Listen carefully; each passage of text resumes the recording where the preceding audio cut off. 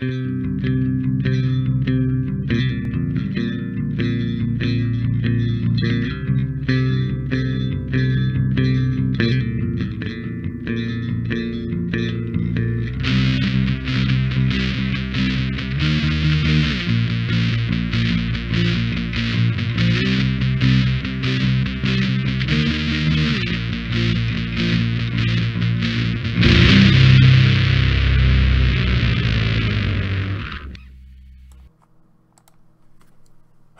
and welcome to another exciting episode of Way of the Brush.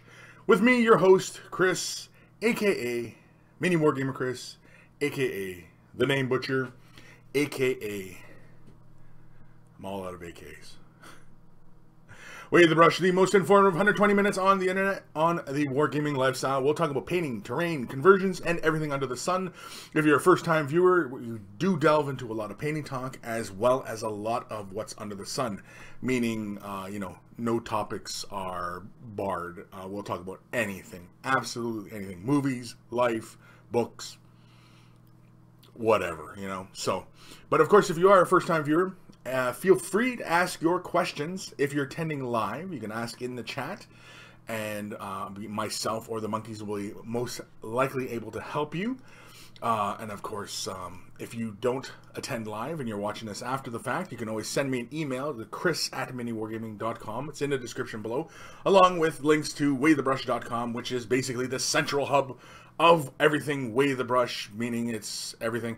And of course, I always want pictures of the monkeys in their Way the Brush t-shirts, because I have a monkey shrine now, and it has all the pictures of all the monkeys who have sent me so far pictures of themselves with their shirts. And so I want more. I need more. I need more. So send me pictures of yourselves in your monkey shirts. You don't have to be doing anything extravagant. Just hey, this is me in my shirt, looking awesome. And, of course, I'm wearing my shirt today because I got a brand new one. I got this new one. It's a jersey one. I like this style. I had a shirt like this way back when I was a younger fella. It was Iron Maiden. It was Power Slave.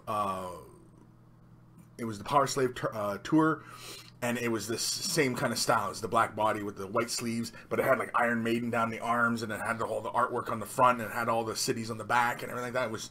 It was one of my favorite shirts, and it was just kick-ass. I loved it. It was one of my favorite things, and so I've always really had a soft spot for this kind of style of shirt.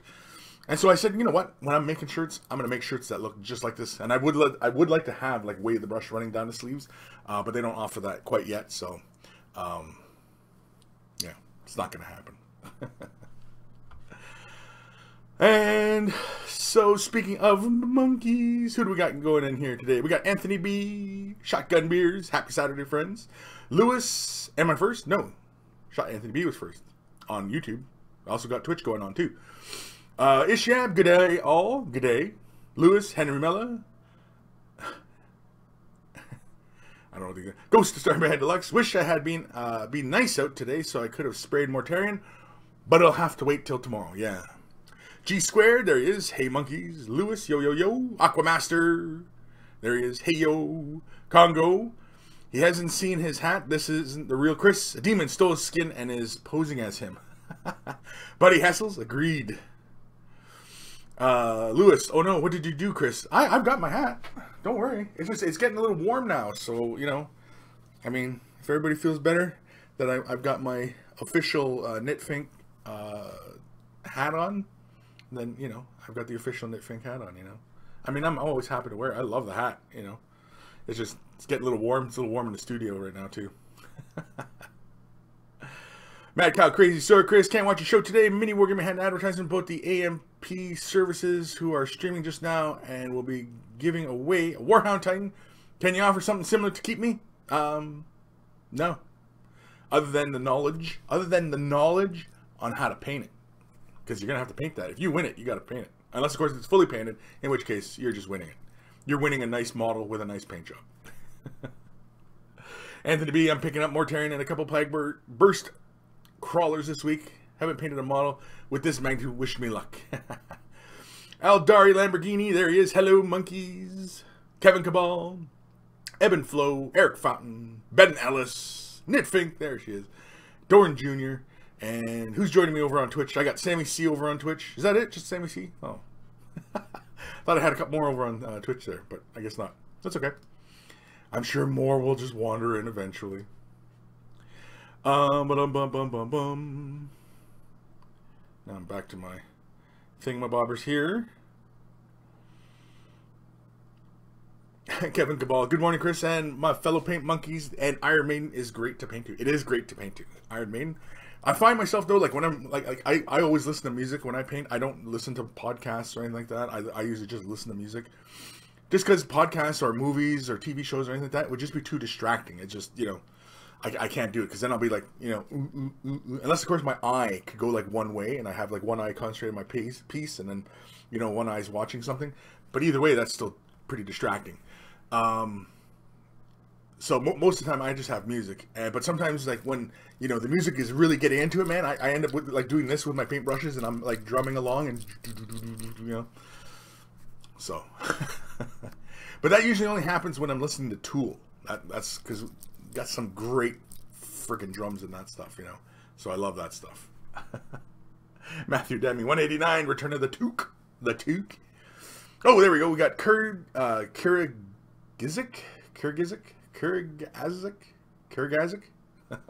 Name butcher, sorry. Hello, he's saying over in Twitch, over on the Twitch side of things. Mick Whiskey, there he is. Good morning, everyone. Evan Flo at Chris, my son Brock and I are working on the new Beast of Nurgle assembly. Very cool. I've been currently working on, I'm sure you probably know, Rodigus, and he's been lots of fun. Recently posted a picture, like a work in progress picture on my Instagram, and so you can kind of just see. Of course, all the Vault members have been getting full access to everything I've been doing on him. Just kind of showing as I'm just kind of slowly just building up all the effects and everything like that around him and everything. So I'm not done though. Oh no, there's still lots more to go. Whew. John J, what up, Chris and community? Watching from the road on Groton, Connecticut. Groton. I'll say Groton. Buddy Hessels. Okay, the new Codex announcements. Thoughts? Sure. I mean, like, it's great that we're getting new stuff. And I mean, like, these are the last of the books, are they not? Like, this is like before the year end, we're gonna have all the codexes, right? We're gonna, like, this is unprecedented in 40K, having all codexes within an edition, right? And so I think this is really cool. I think it's exciting. I don't know if we're going to see too much. I think we're just going to see some minor tweakages. Just like, you know, we saw about most of the books. We're not going to see, we might see maybe a new model. Like for Dark Elder, I don't really know if we're going to see anything new like as far as the model is concerned. But as far as like the rules, stratagems, and warlord traits, stuff like that, oh yeah, we're going to see some fun stuff there. But yeah. John Grammaticus. Hey Chris, I jumped onto YouTube to Twitch to make you happy. Prawn Ham Dates on YouTube. The Great Koala. Hey.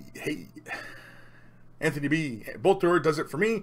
Blast beats on my paint strokes. Lewis, one eye on the miniature, one eye on the streets. How very hood of you. The Great Koala. What do you do? What do I do? I paint. That's what I do. I paint miniatures. If you go to wayofthebrush.com, you'll get a general sense of everything we do and what we're about and the community that we're building. It's all about miniature painting and, you know, the hobby itself, and of course having some laughs and enjoying life. That's really what it's all about, man. And also I work for miniwargaming.com, and, you know, I do their painting videos as well. So if you're familiar with Mini Wargaming and the painting videos, that's this guy. Doran Jr., Miss Groton, best seafood in my life. Really, there's good seafood there. Interesting. Because we're kind of planning might be heading to the East Coast at some point in the near future. And yeah, I'm kind of curious to see if I can get my hands on some really good seafood. Some Atlantic seafood. The Great Koala, you're an artist, right? I am an artist. Yes, I am. I am an artist. Miniature painting tutorials and general warhamming discussion. Yes. Wargaming. Warhamming. We talk about warhamming all the time. No, it's basically a lot of miniature painting, but you know, I mean, it's about you know, treating it more like an art form, and you know, when people are happier in their time, because I mean, this is a hobby. You know, you only have so many hours in the day for stuff, and this is a hobby, and you know, you just got to be happy. You got to enjoy it, and you got to, you know, and if you're not happy with it, then you know, you got to take care of other stuff, and you know, so this is all about enjoying our painting. Make whiskey. Now I need to paint the models. Yeah. Buddy Hessel's Necron will get some new stuff, I hope. Well, they showed that new Cryptek, which is kind of interesting, yeah. The Great Koala, you have a cool mustache. Well, thank you. It's taken a long time to groom. Honestly, I want to just nick it right off. I just want to take all the facial hair off. Just, and just, I mean, because having this, I have to style it every day, because otherwise it's kind of like ruined brushes at the ends. And so it gets into my mouth and gets into my food, and I just gotta take Matthew Adami, Kris, Samhan is just a 5. Just a 5. Just a 5. The Great Koala. Wow, so cool. Well, welcome. I don't know, Great Koala, if you are into the wargaming hobby, or if you just happen to just stumble across this channel or what have you, but yeah, that's what we're all about, man. We're all about the painting, the gaming, the laughing, the silliness that can ensue, enjoying life. Matthew Debbie, not a 10. I know, I get it. Not a 10. They're 5. I get it. I know. Eldar suck. George Hintz, hi. A little late. Welcome, George. Steve McDemon, good evening. Clumsy Jugular, there he is. Hey, everyone. Mad Max 81, hey, everybody. I thought you were at the LVO with the rest of the gang, Kris. No, you know what? Like, I didn't realize it, but I guess I could be going to LVO because they do have some painting classes at that event. Because I will be doing a painting event at Adepticon this year. So, yeah, I suppose, you know, I could have gone and done one, but, you know, I don't know. I don't know if I don't know if Dave fully trusts, like, taking, like, say, Quirk and Mike and myself to Las Vegas, because that would really be a handful. Because it's just Dave, Quirk, and Mike is our advertising manager, and yeah, they're all young fellas in Las Vegas, having a time of their lives, I'm sure. I don't know if you'd want to bring an old cat like me along, because we'll be sure to get picked up by the cops then. No, we wouldn't.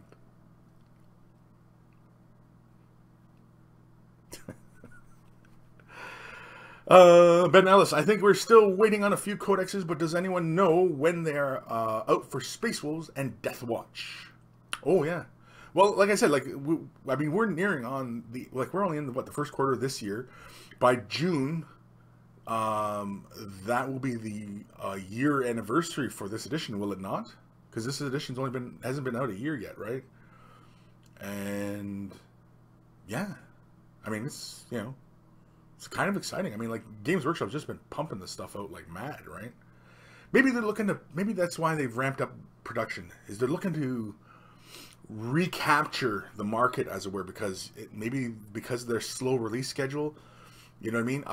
That has allowed others to creep up and really kind of, you know, get a foothold on the market. Maybe, I don't know. Dorn Jr., Kris, initial impressions on painting custodes. Just follow Stormcast Eternals? Sure, why not? I mean, painting custodes, I mean, it's super easy. Get yourself that spray paint, just spray the models, hit it with Reikland Flesh Shade, the gloss variety, or Egg Raxer Shade. Hit it with that, the gloss, use the gloss. Let that build into the recesses, and then just give it a light dry brush, just a very, very, very light, minimal dry brush of, like, say, Golden Griffin, the dry, just to catch just a few of the edges, and you're done. And then just pick out the other details, you know, just pick out the feathers and the loincloths and, you know, all that stuff, and you're done. Yeah. It's really easy. I mean, like, you can really go into it, you know, and do, like, a non-metallic metal effect on these guys, but, I mean, we're talking, you know, that's going to take you some time to get an army done like that. Even though your army's only going to be, like, 15 dudes, but, you know, still, crazy. Kejel 421. Hey, Kris. Hi. Dorn Jr. We're all about the bass coat. Base coat. Base? Bass? Base? Matthew Demi, your dragon looked like a 5. Matthew, you're trying to provoke me, man. What's going on? What's going on? Matt, like it's like you want to throw hands or something, bro. You want to throw hands? Is that what it is? You just can't wait till March, until we meet up in Adepticon, to just throw down? Because, you know, we can just go right now. The Great Koala. I am a student from Russia with my friend Karazik. He is a good artist. No. I'm sure he is. Where are you from? Where am I from? Or where is Karak from? Or where is Great Koala from? I don't know. But either way, that's awesome. You know, send pics of your work, because I like seeing people's work. You know, I mean, it's awesome. Please do. Anthony B, I live in Vegas. It's not too bad. Come next year, Chris. Well, maybe I will. Maybe I will. Who knows? Because maybe I'll be teaching a class next year. I don't know. We'll see. John Grammaticus, just finished Angels of Caliban. That book was a drag. And that was the audiobook. Why are Dark Angels all such traitors? Don't know. Because of their secret. Because they have secrets. Mad Maxim 81. Oh yeah, Grumpy Kris in Sin City. I'm not grumpy. And like they have like an open carry law in Las Vegas. So I can just walk around, just you know. Probably broke in the first hour. Matthew Demi, I can't say Eldar suck. I own Ash's Eldar Corsairs. Well, there you go. Well then, what are you saying? Kajel 421. Kajeli? Anyway, Chris. Spelled my name wrong, by the way. What do you think is the coolest paint scheme for the different Tau Seps? Ooh, interesting.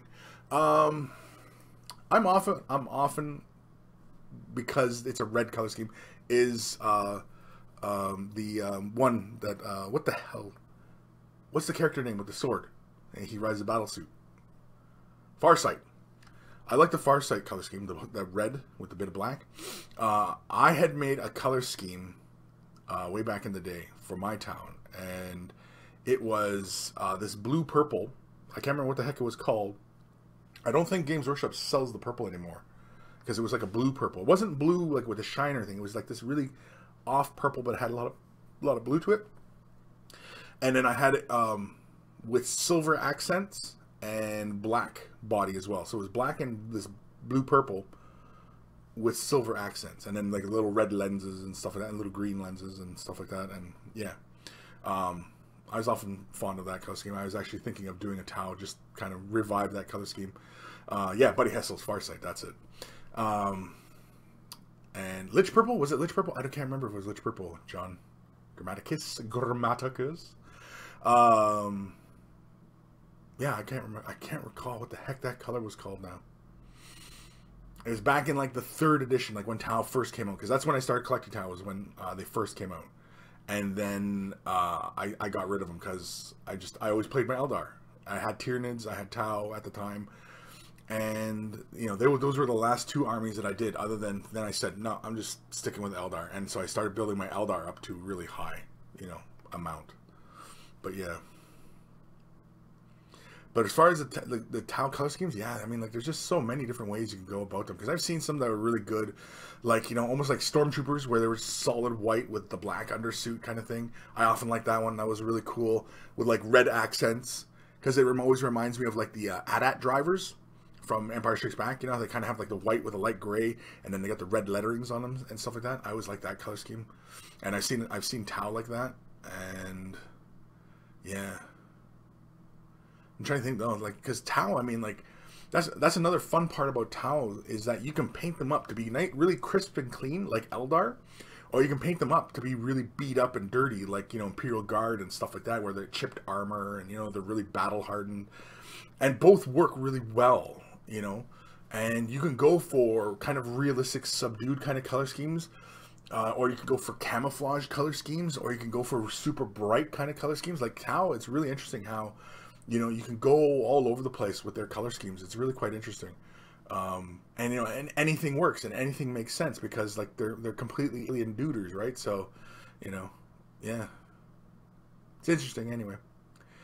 Totem Lord. Whoa, it's been a long time since I saw a live episode of Way of the Brush. Well, welcome, Totem Lord. Welcome back. Matthew Dammy, Kris, what about your orcs and guard? My orcs and guard are non-existent. I've got like sprues and spruces and stuff, but I'm not doing anything with it. I'm probably gonna put it up on the Way of the Brush store. I'm gonna probably put some of that stuff up, just at like cheap ass prices, kind of stuff. Just to get rid of them, Buddy Hessel's Tau Light Ochre still floats my boat than Farsight. And that's another one, yeah, that really kind of deserty, and it has like the blotchy browns all over it. Why not? Or even like other kind of camouflage schemes, Even the digital camouflage schemes. They all work. Like Tau, you can do any which way. It all works really well. Excuse me. Aaron Seach. Digital camo looks badass on anything Tau. Exactly. It's exactly it. Like Tau, you can do them any which way, Like Eldar with a digital camo scheme. I don't know. It just wouldn't work, would it? Everything about Eldar, just you want to either solid colors or maybe make them look a little battle damaged. Maybe. Otherwise, you go with crazy bold color schemes with Eldar. Or people. I've been seeing. It seems like there's a real trend amongst Eldar that they have. Like a lot of celestial phenomena things going on, like they've been doing all these kind of galaxy stuff on their paint jobs, and I mean it looks cool and all, but I'm not sure what that trend is, like why all of a sudden we're seeing this all over the place. I don't know, but anyway. Kate Jelly, I'm thinking of doing a blue gray with a real bright orange with the markings. Yes, that would actually look really cool too. Yes, that would look cool. Matthew Deming, I thought had a bunch of second edition stuff. Yeah, I do have some second edition stuff. Guard, not orcs, but I do have some second edition guard though. I've got like old Cadians and Valhallans and something else. Can't remember. I don't have the whole catalog. It's like a whole bunch of crap I've got. Totem Lord, my Tau have green and white armor with black fatigues. Interesting. Very cool. John Grammaticus, Tau is better. Tau and chips. Tau flambe. Tau soup. All the varieties. Sure. Tau and flambe sounds kind of cool. Tau soup. Sure. But aren't Tau kind of like aren't they like, if you're to look at like the species of the alien, aren't they more of like a bovine because they got like the big hooves, right? So aren't they more like bovine kind of thing? So wouldn't we hunt down Tau for like beef? Like what if Tau are actually quite beefy, right? And you can just get lots of beef. We're just farming Tau for beef. Oh man. The Gim, there he is. What's going on here? Eldar still suck? Yes, they do. No, Gim, tell me what you really think, buddy. Tell me. Don't hold back. Don't hold back. Tell me what you really think. Ben Ellis, did you do a Secret Santa at work, Kris? If so, what did you get? If not, would you like to give to wind somebody up? Oh, what would I give to wind somebody up? Like dice with all the ones on them for quirk. No, we didn't do Secret Santa. We don't really do that. We're pretty busy, and we're forgetful, and yeah, we didn't really do anything. As far as gag gifts kind of things, no, I'm more likely to buy a quirk, some sort of inflatable doll. But then I'd be scared because I know he'd use it. Buddy Hessels is because Tau look a lot like Gundam. Yes, I think so. Mad Maxim 81. I would love to see some Mordian Iron Guard in plastic. That could be seriously get me into starting Imperial Guard army. Have you ever checked out Victoria Miniatures, Mad Maxim? VictoriaMiniatures.com. She offers a lot of alternate sculpts for Imperial Guard infantry, and some are complete kits, and some are like add-ons to the current range. But otherwise, yeah, check her out. Check out her site, Victoria Miniatures. There was one, because I'm still tempted to pick up. She's got one set that look like Tanith. They got cloaks and everything. They got like just kind of suits and everything like that. And they just, you know, they got the big long knives. And they look like they're perfect for Tanith. And I've always wanted to do a Tanith army. Of course, I'd always get, you know, shot to bits because, you know, Tanith wouldn't play like they do in the books. But, you know, whatever.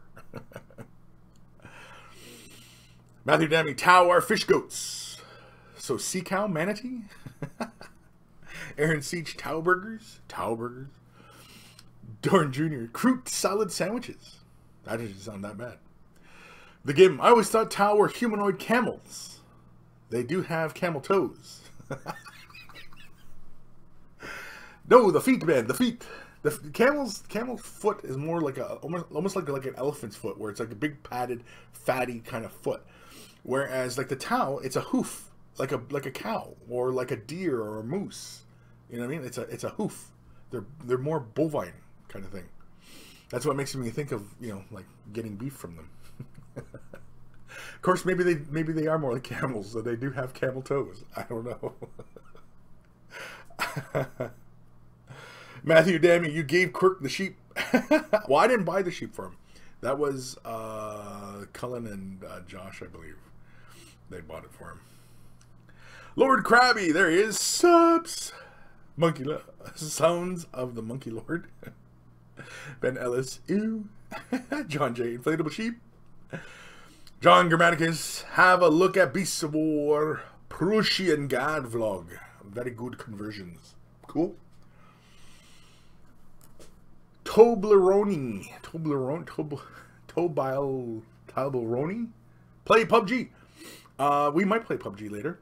I might play a couple rounds later. I've got some work to do because I'm trying to get a piece done for Crystal Brush this year, and I'm way behind schedule on it. And you know, I think I got to really start, you know, getting my ass in gear and getting it done. But maybe we'll play some PUBG later. Maybe, I don't know. We'll see. Totem Lord, episode 189, Tau Burgers. Matthew, 189, Choice Cuts of Tau. The Gim, don't look up camel toes. No, don't look them up. Don't look it up. Jeez Louise. Jeez Louise, don't look it up. Congo, very lean Tau beef, but not much on them. You don't know. I mean, there could be some heftier Tau. I mean, like, we see, like, the Fire Warriors, and they're all really lean because they're all, you know, you know what I mean? They're all working out all the time, right? But what about some of the Earthcast guys? There might be some hefty for Earthcast people that are like, you know, they got some beef on them, you know? You don't know because we only ever see the Fire Warriors, but the Earthcast, because we know like the Aircast, they're all skinny, right? So that's like chicken wings right there. So, you know, there's not a lot of meat there. And the Ethereals could be quite heavy too. You never know. Ethereals could be heavy, but they tend to be, you know, maybe a bit older. I don't know. I think maybe it's the Earthcast. I think maybe that's where we get all the fatty beef, like the choice cuts.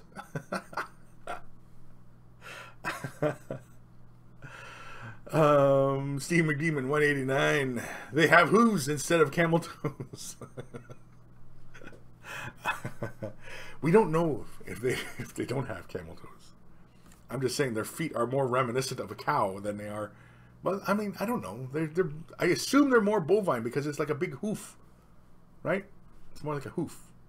I don't know. What do I know? My exo-xenobiologist here? Jeez Louise. Totem Lord, I work in the butchers, so if anyone wants Tau Burger, all you got to do is hunt one down and choice cuts for all. Lord Krabby, order one Tau pizza and get one free. It's for our greater good.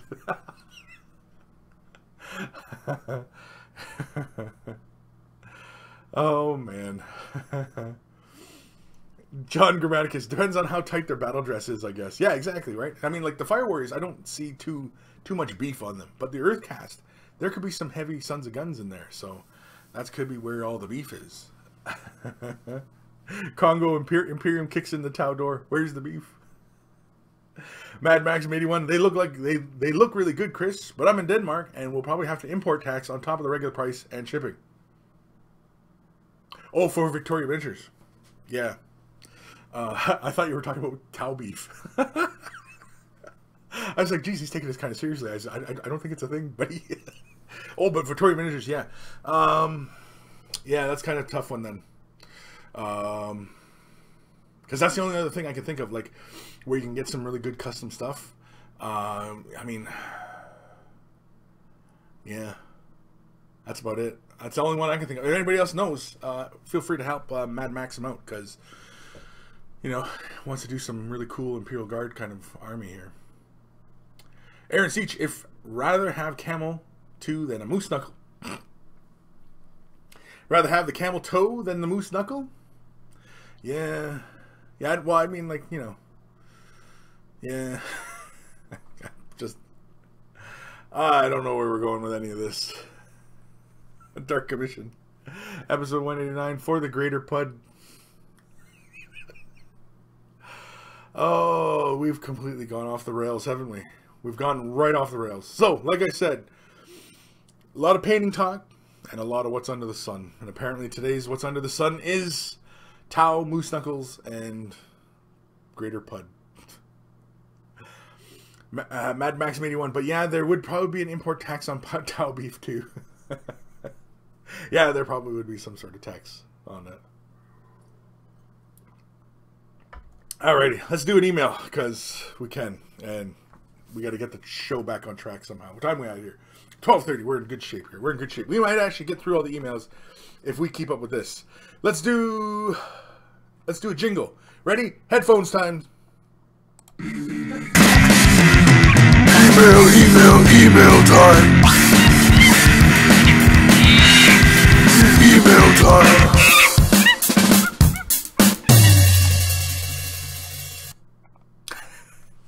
And of course, we always got to thank Guymere Alfer, aka Carl, aka Beer and Blood Bowl, for donating some of his precious time to creating these jingles that we all know and love and make us smile every time we do an email. Which probably makes this probably the best part of doing emails is doing the jingles. All right, this is from Desi. Desi, yeah, we'll say Desi. I'm probably saying that wrong, but anyway. Hello, Kris. Hope you are well. Love Wave the Brush and the quick tips. Was hoping I could get your opinion on my converted Deathwatch Master. I never liked the pose the GW model has, and I was looking for something more dynamic. I took one of the easy build Primaris Marines, gave him one of the Custode Guardian Spear, and bought a Primaris Captain just for his nice cape. Jeez Louise. Base isn't done yet. First time using texture paints. Appreciate any constructive criticism for all the videos, and happy wargaming. Desi. Desi? Desi. We'll say Desi. Desi? I don't know. Let's have a look. Boom. Boom. I like it. I dig it a lot. And he's on a Primaris, and he's Deathwatch. It's Deathwatch on a Primaris body. So already he's going to be super imposing already. I really dig it. I would caution over-reliance on, you know, heavy shade washes. Because you end up sometimes getting that fogging when you apply a lot. Versus if you applied it just around the outer edges just to get that trim and the Aquila and everything like that, and then maybe just apply just a bit in the recesses. But if you want to go with like a darker red and then try to build up like a lighter red, why not, you know, use add a bit of black to your brown, or even a dark brown to, or not brown, to your red. So say for example this, I'm not sure what color this is, but let's pretend it's Mephiston red. And let's say we added either a little spot of black or a little spot of brown just to take the tone down a bit, base coated the red, and then came in with Mephiston red and highlighted, just basically laid it right on top and built that up, and then came in with a little bit of Evil Sun Scarlet, maybe just the edge on the cloak, and then bang, we're done. You know what I mean? And then that way we don't have to have these varying tones, because basically you see like a lot of watermarks. And I see this a lot on a lot of models where, you know, we have a heavy reliance on shade washes. And I like to try and convince people to not use the shade washes so much because of this. And because like oftentimes when they're doing white, they often hit the entire model with like Null and Oil, and that's, you know, kind of a boo-boo as well. But otherwise, I like the color scheme. I like the red on the bolter casings for the staff, the cape, the icon. The black looks good. I don't see anything wrong with that. I mean, you dry brushed the armor, but that's fine because you kept the dry brushing very, very minimal. Like it looks like you came in with a dry brush and then just did a slight little edging here and there, which works for the most part, which is really good.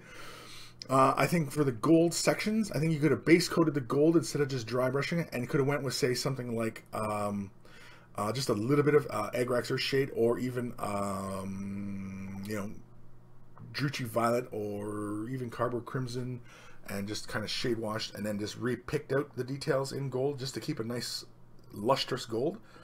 But otherwise, I like it. It looks good. I like the pose. I like how, you know, how big and imposing the model is, because I mean, like, I can see he's a big dude just because he's on Primaris legs. I can already see that he's a gigantic dude, and he looks really, really cool. And Death Watch are just kind of badass Marines anyway, right? But otherwise, no, I mean, it looks good, and the basing looks fine. I'm okay with how the basing's kind of overspilling the edge, especially if you're doing that deliberately, because then it kind of feels like he's kind of like been ripped out of the ground and we're looking at him. You know, it's like a moment of time and he's been ripped out of the ground and we're looking at him, right? Rather than a pristine edge on it, you know, which is fine as well, but, you know, it's not entirely necessary or anything like that.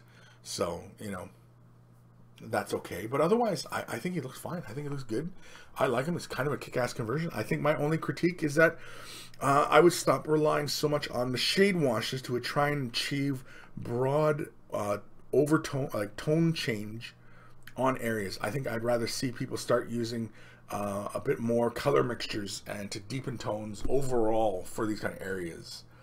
The shade washes I'm finding now, where I'm using shade washes mostly, is for, say for example, like on the shoulder pad, just to get into all those little textures and, you know what I mean, bring all those little details out, like on the Aquila and the wings, you know what I mean?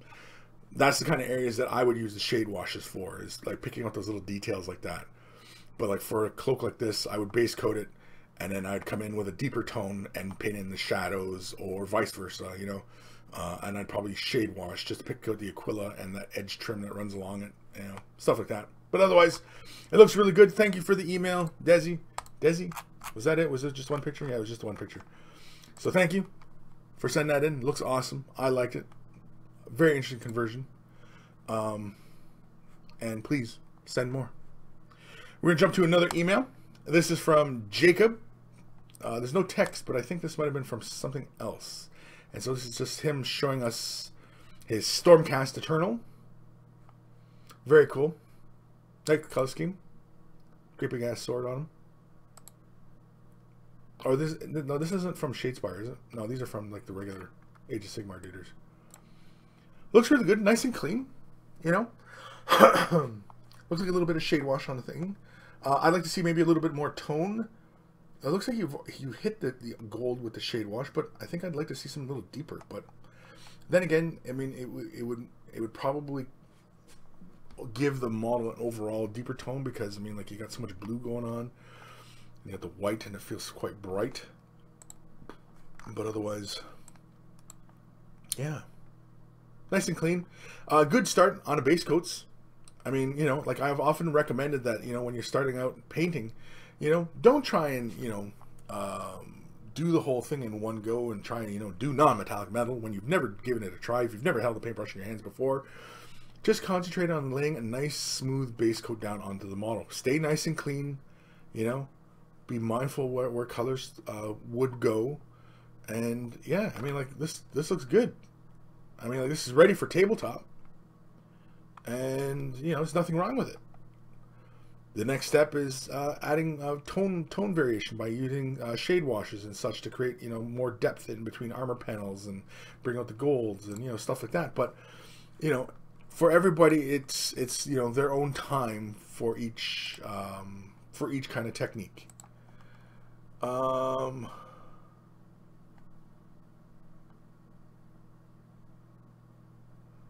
okay, yeah, he was here. Yeah, he did send me another part to his email there.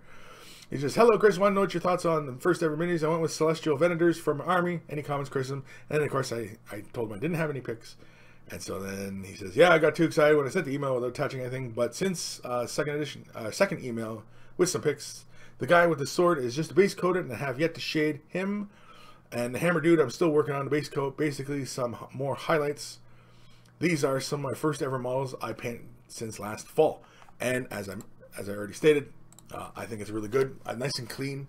Yeah, you know, I think there's some recessed shades in some of those blue areas as you work, and then of course just one simple little edge highlight, you know, and just do an edge highlight. Don't try and, you could dry brush it, but I mean, I wouldn't worry about it, because dry brushing, you know, in those instances, like on armor and stuff like that, a lot of times people end up with like kind of streaky kind of dry brushing.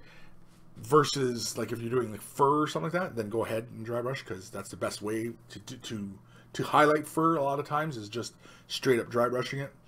But otherwise, I mean, those look good. I mean, I didn't see anything that like the paint looked like it was too thick in areas or anything like that. Everything looked really good. It looks like you're off to a really great start. Keep going, and send me more pictures of your progress, please. Send me more. It looks like you're off to a really great start. Back to the comments. I have no idea where I'm in these comments. The Great Koala saying something to Buddy in Russian. Anyway, Russian. I'll never be able to read Russian, because, like, man, there's like all sorts of like the backwards R and the bigger Y and a K and a backwards N. Like, why does the N have to be backwards from, you know, regular, right? You know, the symbol for pi is in their language. Like, how complex is the language if the symbol for pi is in the language? Like, is the language really complex? I'm sure a lot of Russians will tell me, yeah, it is super complex. Not for mere mortals. Congo, one day we all got a turn in the emails of unprimed, unthin painted models, globs everywhere, to turn Kris into Gordon Ramsay for a day. No, don't. I get that from these guys here in this office all day long. Like Quirk, like watching Quirk sometimes. I'm like, no, dude, like, no, you're killing me. Killing me. Because he's got a really bad habit of leaving the paint pots just open, and just, he'll go off and do something and then come back. Start painting again. It's like, oh my lord, no. Stop. Killing me. The grunt orc, ha ha ha. Congo, haven't seen much outside of metallic base schemes for them. Neat. Yeah. Oh yeah, for like the Celestial, yeah, like, or for the, yeah, everybody always goes with metallics with them, and it's nice to see something other than metallics on them. Yeah. I mean, I did one. I took it to an extreme here. I did them in chrome. Here, hold on. Let me change this so we can get a good close up here. Let me change the focus here just a bit. There we go. And yeah. So this one was a lot of fun. There's quick tips on this guy. But yeah, he's chrome painted. He's all chrome.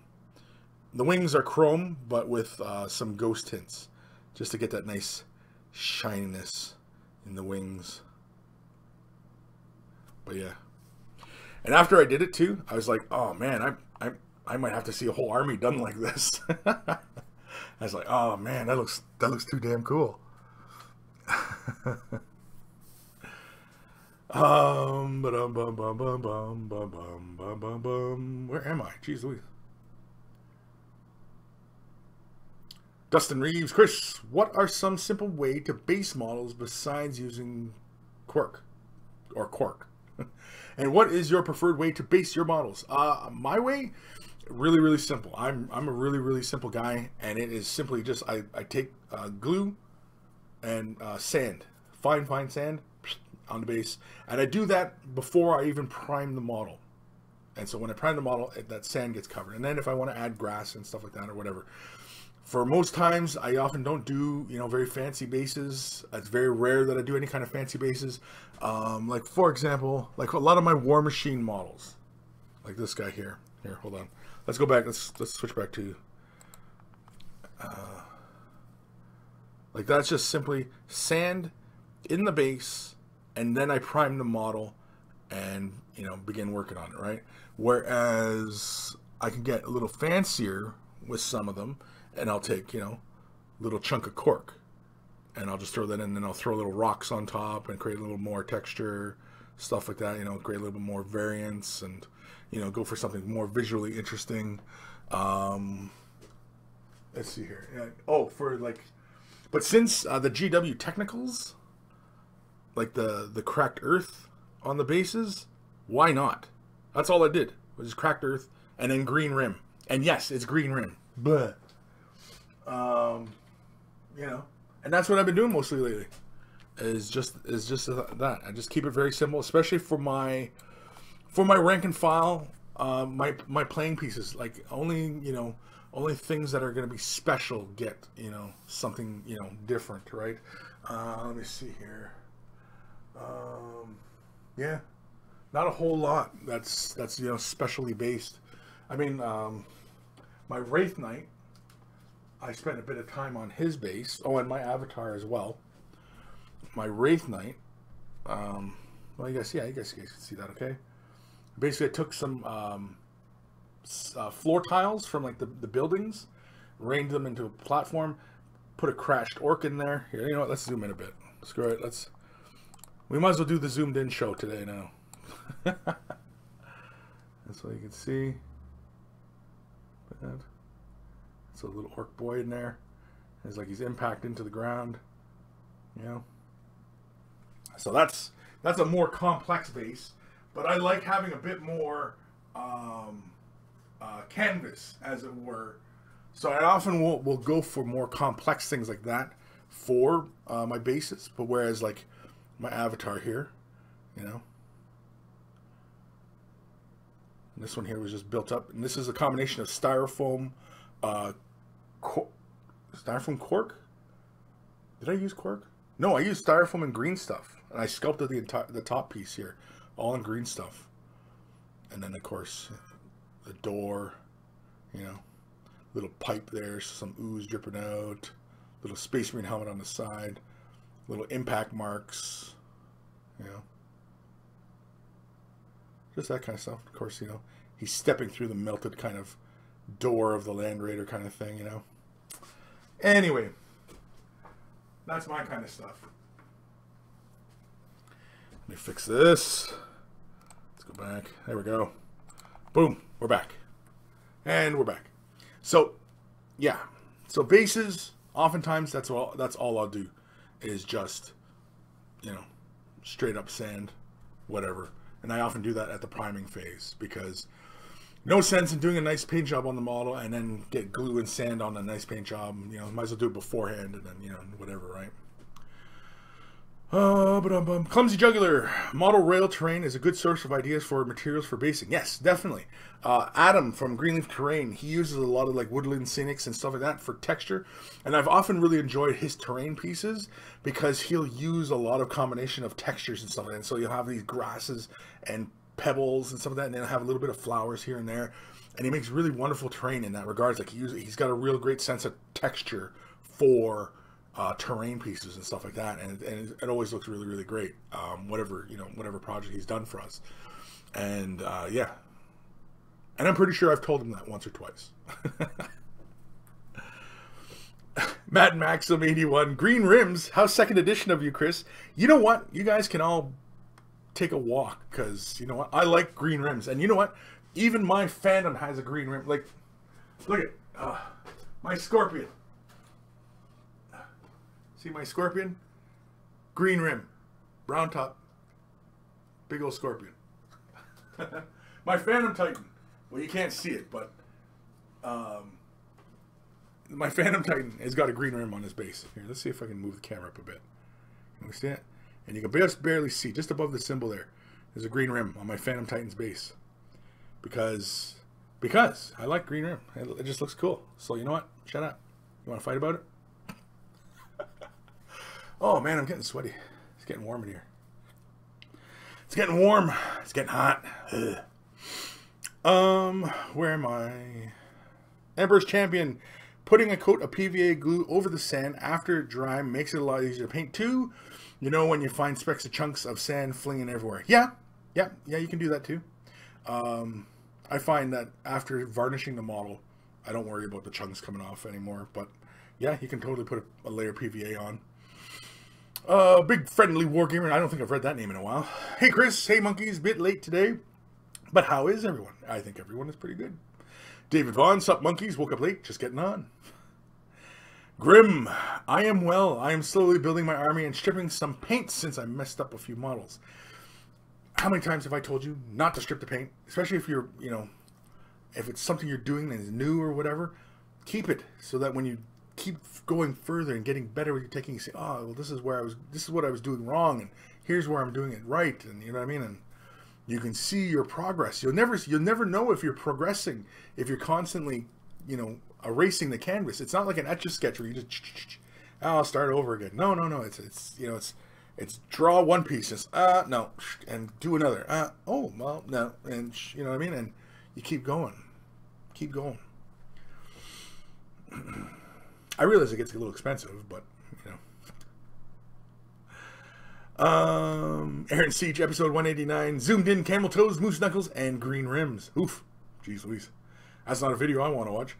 John Grammaticus, the treatment for green rim is a week-long course of broad spectrum antibiotic. Again, you know what, you guys can all take a walk, because I'm going to keep doing my bases of green. So, Mad Maxim 81. Hey, I started playing in 2nd edition, so I'm with you on that one, but there wasn't much variety in the bases back then. Well, yes and no. I mean, it was really whatever people were doing. And a lot of people like to just leave the rims black. And like, that's kind of boring. Just black. Like, you know. I liked the Goblin green because it was a very desaturated green. And it actually it wasn't off-putting when you put it on, like, say, city fight boards. Where, you know, like it was a slight gray. Or if you were on, like, Forest Worlds. Or if you were, you know, desert. Or, you know what I mean? Like, the green wasn't very off-putting, you know. As far as playing on like multiple kind of you know, tables. But anyway. Clayton Tate, old man Chris, you kids need to frag off my green rims. I've been playing Eldar since 2nd edition, since before the internet and everything. Ramble. Actually, I've been playing Eldar since Rogue Trader, so that would be 1st edition, actually. But anyway. 1st edition Eldar were really good. Guide in Doom was just an automatic kill. You just guide, it automatically hit. Doom, automatically wounded, and if a guy had no save, he just died. So it was like Dark Reapers, Guide in Doom, bang. It was auto kill a Space Marine every turn. I know it was really greasy, but you know what? Again, green rims. The Gim. It's getting hot in there. Then take off all your clothes. Oof, jeez Louise. Grim. Gim. No. Bad Gim. Bad. Sammy C. But what if you find that you are regressing, Chris? I am regressing. I'm constantly regressing. Every day, as everything moves forward, I'm always holding back. So I am always regressing. As the world moves forward, I'm constantly trying to pull it back. And it's not working, but I am regressing. Matt Lagoria Grimm. Oh, it's that kind of show today? No, it's not that kind of show. Although we've been talking about all sorts of crazy crap, but yeah. And it's not even one yet. We're not even halfway through the show, and guys are already being weird. John Grammaticus, failing that, consult your local proctologist. Jeez. Grim, I messed up with 3 models, all of which I plan to use at Adepticon. I shall keep one of them as was, so you can die inside as you watch me use it as your ally. Matthew Demi, Chris didn't have an Etch-a-Sketch as a kid. No, I didn't, actually. I didn't have an Etch-a-Sketch. I just never had one. Anyway. Black Widow 61. Hey y'all, bit late, but based on chat, everything is going as normal. Yeah, you can tell how some of the longtime viewers know, like, oh yeah, everybody's talking crap in here.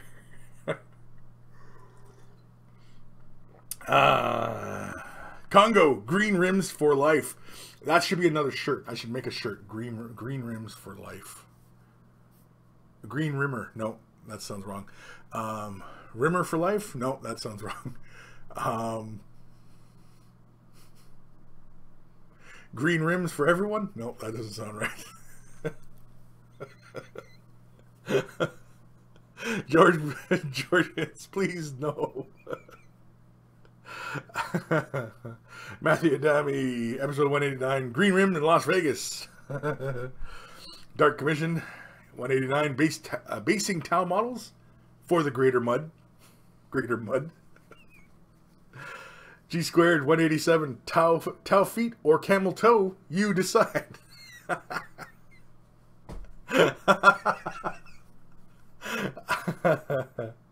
Snake awesome, yo Snake. Hopefully you're not catching us at our lowest point today, but I actually kind of like that towel feet or camel toe. That's funny. Oh man, I don't know how does this happen? How does this happen every week? Damn, I didn't get rid of that. Damn schmudge. How does this happen? That we just really go off the rails like this, you know, and end up talking about rims and camel toes and yeah. Oh man. The TJ Co. Hey Chris, I'm sadly not a great painter and I tuned in for the first time. So I've seen you commenting on models people sent you pictures of and giving tips. Can I send you pictures? Please send me pictures. Please. Yes, you are absolutely free to send me a picture. Kris@miniwargaming.com. So that's where you can send it. Of course, if you go to wayofthebrush.com, you can also find other links to getting a hold of me there as well. But if you want your question answered on the show, yeah, send it to Kris@miniwargaming.com. And I mean, as long as I get through the emails today, you might be in the next show, so, or even today's show. Who knows? But otherwise, yeah, please send your questions, send your paint jobs.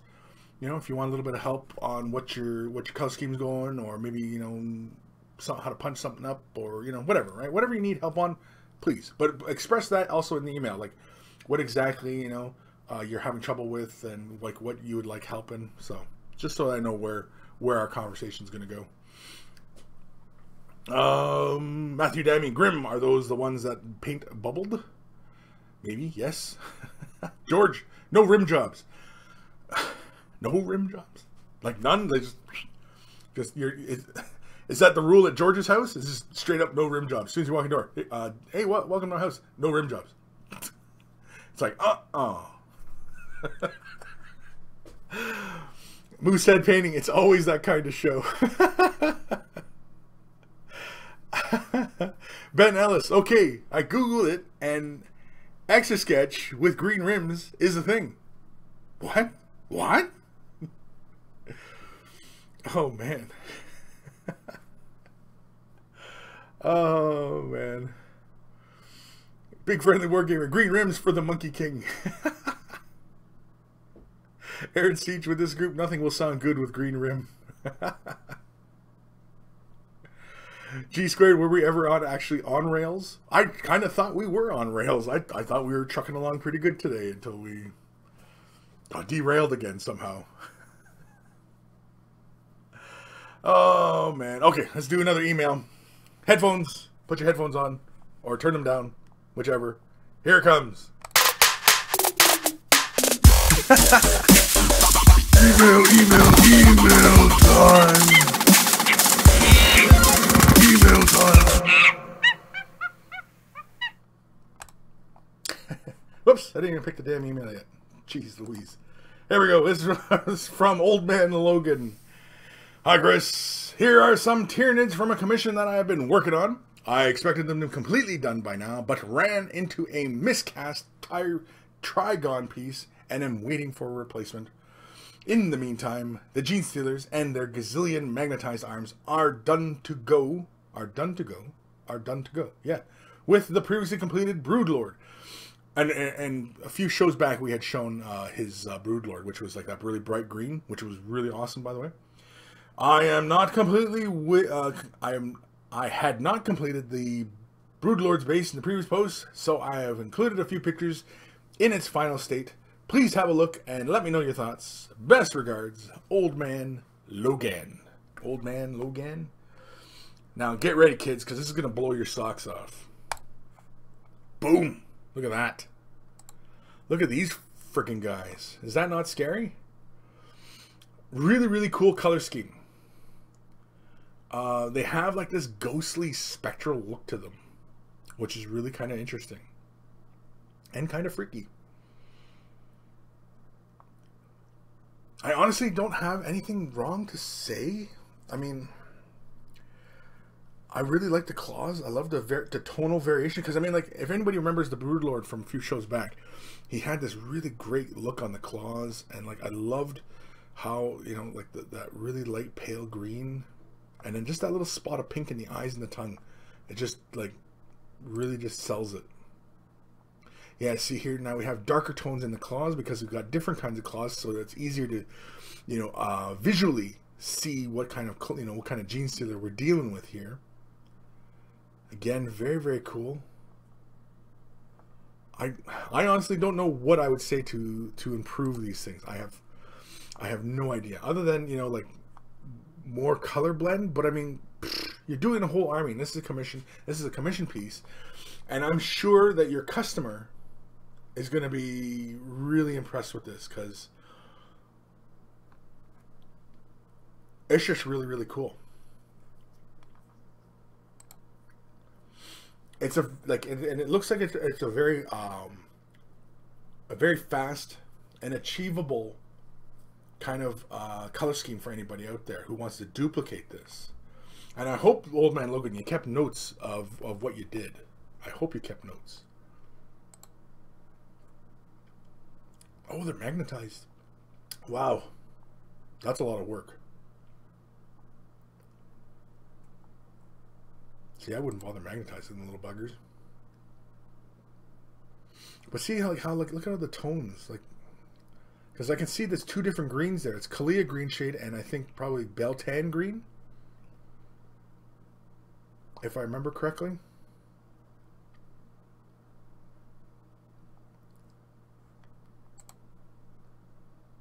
He's got a purple scrotum. Damn it. Yeah, that's really cool. And see, I love the colors on the claws. That's just really, really awesome.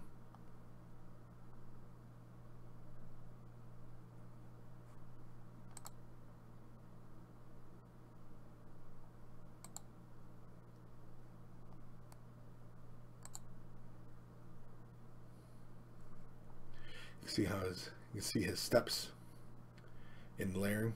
It's black, Dark Angel's green. What is that? Warpstone Glow, Mood green. Very, very cool though. Oh yeah, here's the Broodlord. Oh yeah, this is the one I really, really liked. This is just cool. Like, look at this guy. Look at those claws. I just love the tones in the claws. I love it in the flesh and in the carapace. That's right. The carapace is dark. Now, how come we don't see that in the gene stealers? How come we don't see that black in the gene stealers? Was it that just not in the cards or what? Because I love that, like the contrast, because that's what it really was. And I believe I was talking about in the last episode when we were looking at this, that this is almost a monochromatic exercise, almost. And it's a really good job. I really like it, because we have like this really darker green going on, we have the really light green, and then we have this really vibrant green. Like, look at that. I mean, like, that's, I'm sure the customer is going to be very happy when these are done. And if they're not, they're a complete moron, or they're just way too picky. Yeah, that looks really good.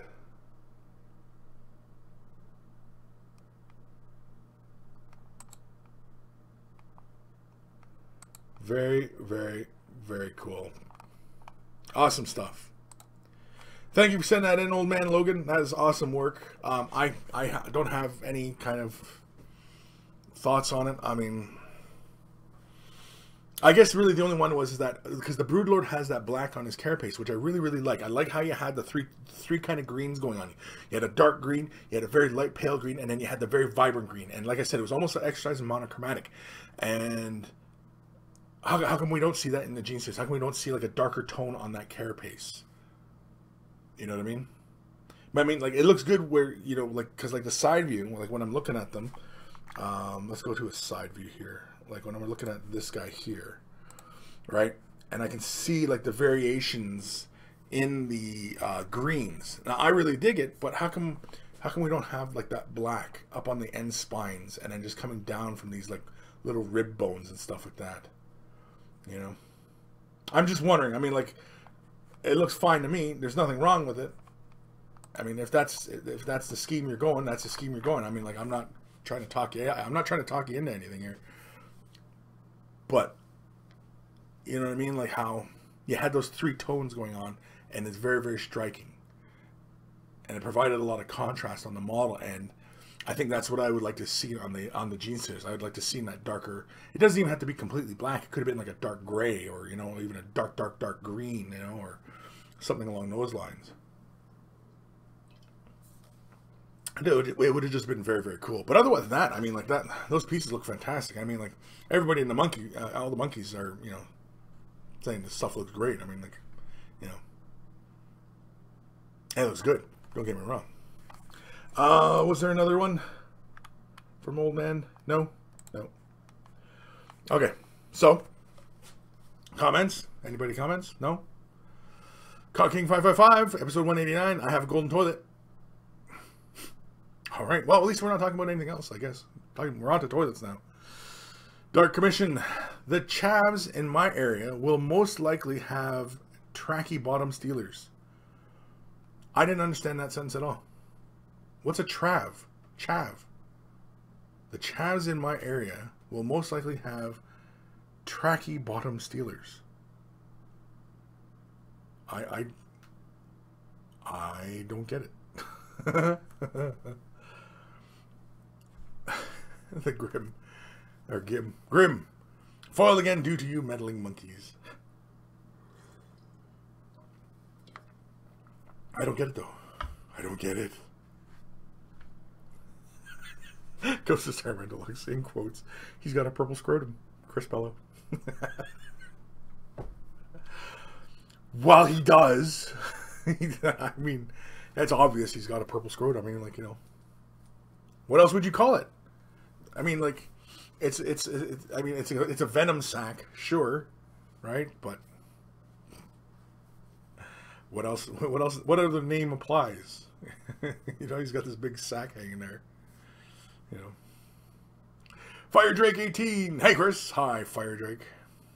How's it going? Hopefully, it's going well. Hopefully, your efforts aren't being derailed by others around you. Vasily Shimko. Hey, everyone. Hello, Vasily. Ben Ellis. Chav is a scruffy young person with little respect. It's a UK thing. Oh, okay. Matthew Dammy. Episode 189. Green rims and purple sacks. I'm going with it. Oh, hit the wrong thing here.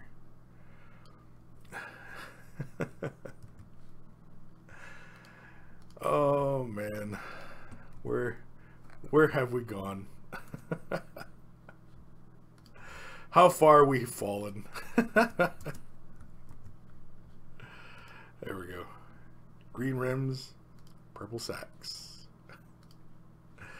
Oh my. John Grammaticus, a chav, a social undesirable, recognized by excessive use of Burberry tracksuits and sportswear. Oh, I know which ones you're talking about. Tyler Bortel, I can't believe they made those scrotums and auto include. Straight free upgrade. I have never wanted to paint something less. Sir Peanut Butter. Oh no, I'm late. Steve McDemon. Also, trainers would be called a tracksuit in the US, I think. Trainers? Yeah. George. Goiter. It's a goiter? Gross. I don't know if it's a goiter. Jeez Louise. I think that might be only an old guy thing like you and me. Cow King 555 189. Why am I not at the buffet at Las Vegas? I don't know. Why am I not at the buffet, or why not you at the buffet? Are you in Las Vegas? Are you at the LVO? Are you looking for Dave, Quirk, or Mike? If you are, just run past them going, Baba Booey, Baba Booey. No. Or just go up to Dave and say, you know what? How much I really enjoy mini wargaming, especially Way of the Brush.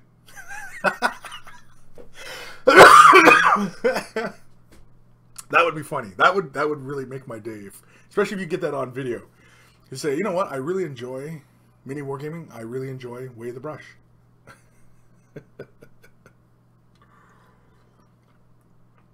Oh man. Alrighty. Nick Dumont. It's all his throat ID can call it a throatum. A throatum. I don't get it. I'm not sure what that means. Kind of throwing me off. So, Jotham, Geek of Spades. I wish I were at the LVO. Missing it for the first time in 4 years. Oh, well, yeah. Maybe next year I might go. Who knows? Maybe I'll teach a class there. Who knows? Because I'll be teaching class at Adepticon. I recently posted an update video on mini wargaming.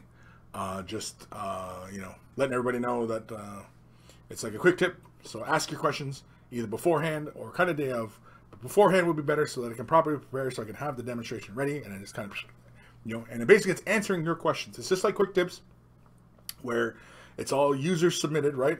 And you know, it's answering your questions, and that's really what it is. And it's going to be a live demonstration of me answering your questions live.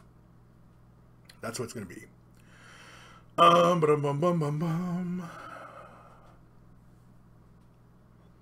Fire Drake 18. Hey Chris, have you used anime style paint scheme? Chops officially busted. Have I used anime style paint scheme? No. You mean like try to paint something like in an anime style? No, that was something that I was meaning to toy around with, especially with some of the Robotech models.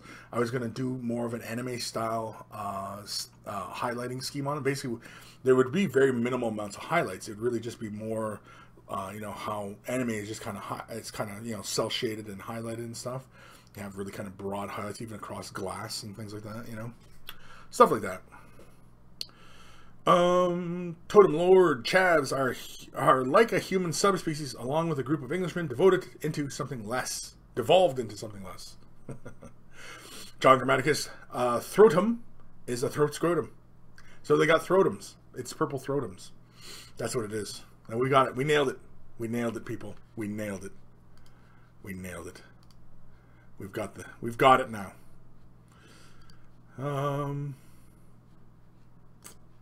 Sorry, I'm just making sure everything is running properly here. And I'm pretty sure it is.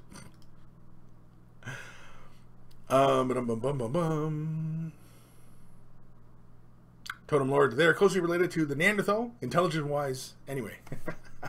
Cam Carrier, I wear a bunch of sports shit, but still can't paint and play 40K. Can I fit in still? Sure, why not? I think 40K is pretty inclusive these days. It's not like golf country clubs or anything. At least I hope not. Ghost Starman Deluxe. I think Nick was combining throat and scrotum when he said throatium. Yeah, that's what he said. Yeah, throatum. I got it. It was funny. I lulled at it. Ben Ellis, the Gene Stealer reminded me of the Balchinian in Men in Black. The Balchinian, yeah. The paint job was ace, though, in all seriousness. Yes, the paint job on all those Gene Stealers on Old Man Logan's paint commission work that he's doing. Yeah, really awesome stuff. I really enjoyed it. That Brood Lord just blows me away. I just really enjoy it. It's so bright and just like striking.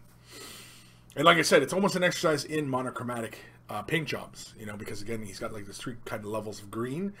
And if he had done the tongue in like greens, if he had just stayed with greens within the model and never pushed anything to all the way black and never pushed anything to all the way white, that yeah, it would be a completely monochromatic paint job, which would be really cool.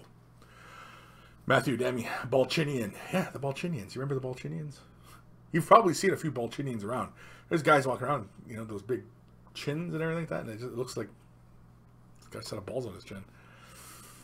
Anyway, John Grammaticus, a relative of the chin giant.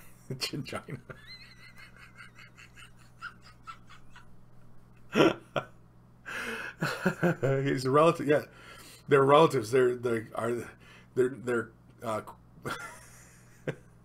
yeah, the Chingina. Anyway.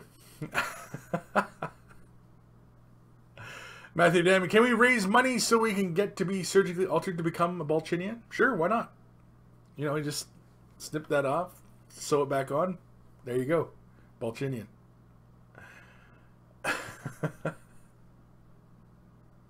Totem Lord, I would pay. Oh, man. Again, look at... Oh, man. Cam Carrier, thank you. How is the great unclean one looking? Awesome, thank you. I will show you. Oh. So, here's where he's at the moment. You know what? Let's change the focus of the camera. Let's change to about that-ish. And let's have a look here. And so, here's where he's at right now. So, basically, I've got his staff done. I've got the horns done. The hood. The tentacles, for the most part. The mouth. And now the gaping wounds all over his body. And you can see all the little woundage all around. And of course, we've got his bum cover going on here as well. We've got lots of little detail in the wounds. Here we go. All right. Oh, wrong way. Keep going around. So as you can see. All right. And so, yeah. So Rodigus is going along pretty well. And I'm still not done. There's still a lot more to go on this guy. There was a few things I wanted to do on him that I didn't bother doing, just, you know, for time's sake and everything like that. But I think the next part we'll be working on is either the little face in his hand, or we'll start working on the pustules, or we'll start working on his actual face. I don't know. Of course, you know, but yeah, it was a lot of fun. This was the last one. Was all the little wounds all over the place for everything. So, yeah, that's where Rodigus stands right now. And that's where he's at.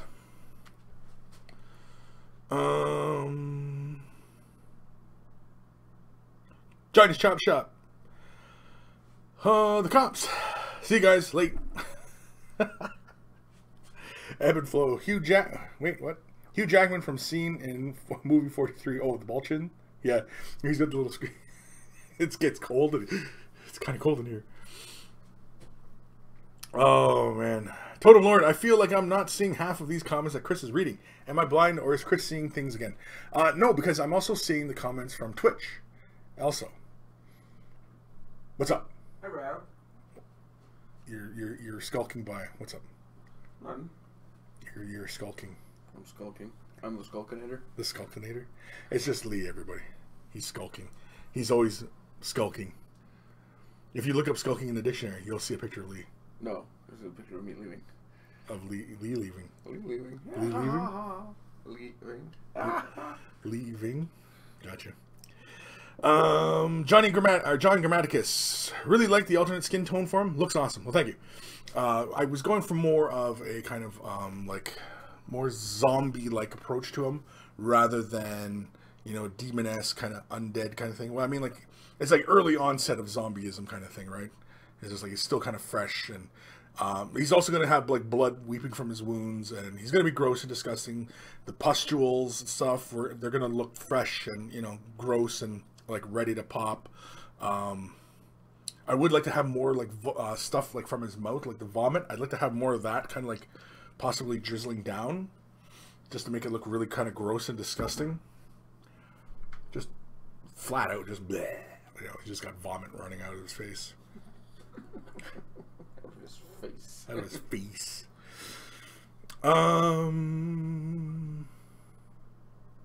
Matthew Debbie. Rodigus looks like he's using the galaxy's largest butt plug. He is using the largest butt plug. That's one of my handles. Oh, I never even changed the screen back, did I? Shit. There we go. Oops.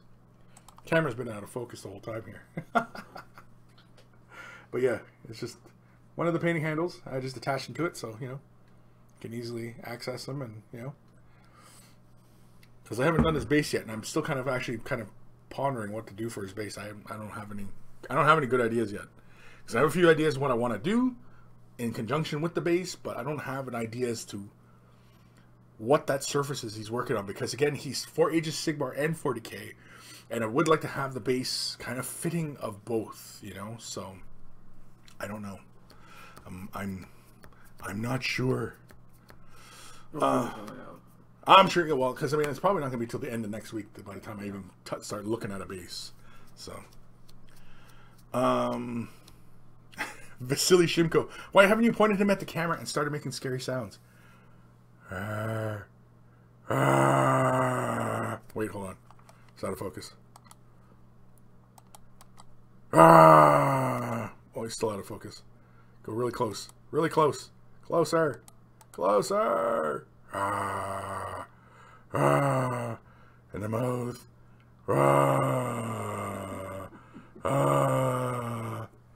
Yeah, that's what the show's start having segments where he just takes over the show. Yeah. I am Rodigus. I am Rodigus.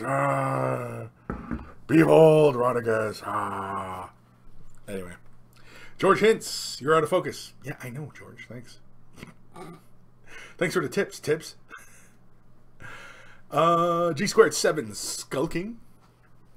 Are you the Skull King? Skull King. Skull King. I'll take it. Skull King. Yeah, Done. I'll take it. Skull King Lee. Skull King Lee. Huh? Skull King Lee. Yeah, interesting. Ben Ellis, there must be many comments. I think Kris doesn't even see the comments anymore. Kris sees the lady in the red dress. Matrix. Sometimes I do see the lady in the red dress because we are in the Matrix. And yeah. And green rims. These guys, right. I know these guys get on all sorts of topics. I don't know what the hell goes on sometimes. But yeah, but if it sounds like I'm answering comments that you're not seeing in the chat, it's because I'm answering Twitch comments as well. That's why. Because there's people over on Twitch as well that are watching. John Grammaticus, probably a good idea to plug his butt. You're not ready for all that Nurgle. Not ready for all that Nurgle. Who is? Oh man, Cam Carrier. So he's so mad. He is so mad because the nerve on his tooth is exposed. Yeah, because he's got like the broken tusks in there. Yeah, that's why he's mad, because nerve damage. He ate too many sweets, too many Jolly Ranchers, bonbons, and now he has diabetes. And now he's got diabetes. He talks with a Wilford Brimley kind of voice. Yeah, diabetes. Diabetes. Let me call up the plague of whatever. I got my diabetes. Here's my trusty Nurgling, Diabeto. Called Diabeto. Diabeto, yeah. Eating candy. Jim White, Chris's wife has a red dress. No, actually, I don't think she does. No. I don't think she does. Sam Potts at Kris. In your painting tutorials, you always mention the air PSI of your brush. For example, 20 PSI. Is that when you have to trigger actively, the trigger actively flowing, or is it that the PSI reading before the trigger? The PSI is typically when I'm looking at my PSI, I hold down the trigger and see what my PSI is. So yeah, it would be the active PSI.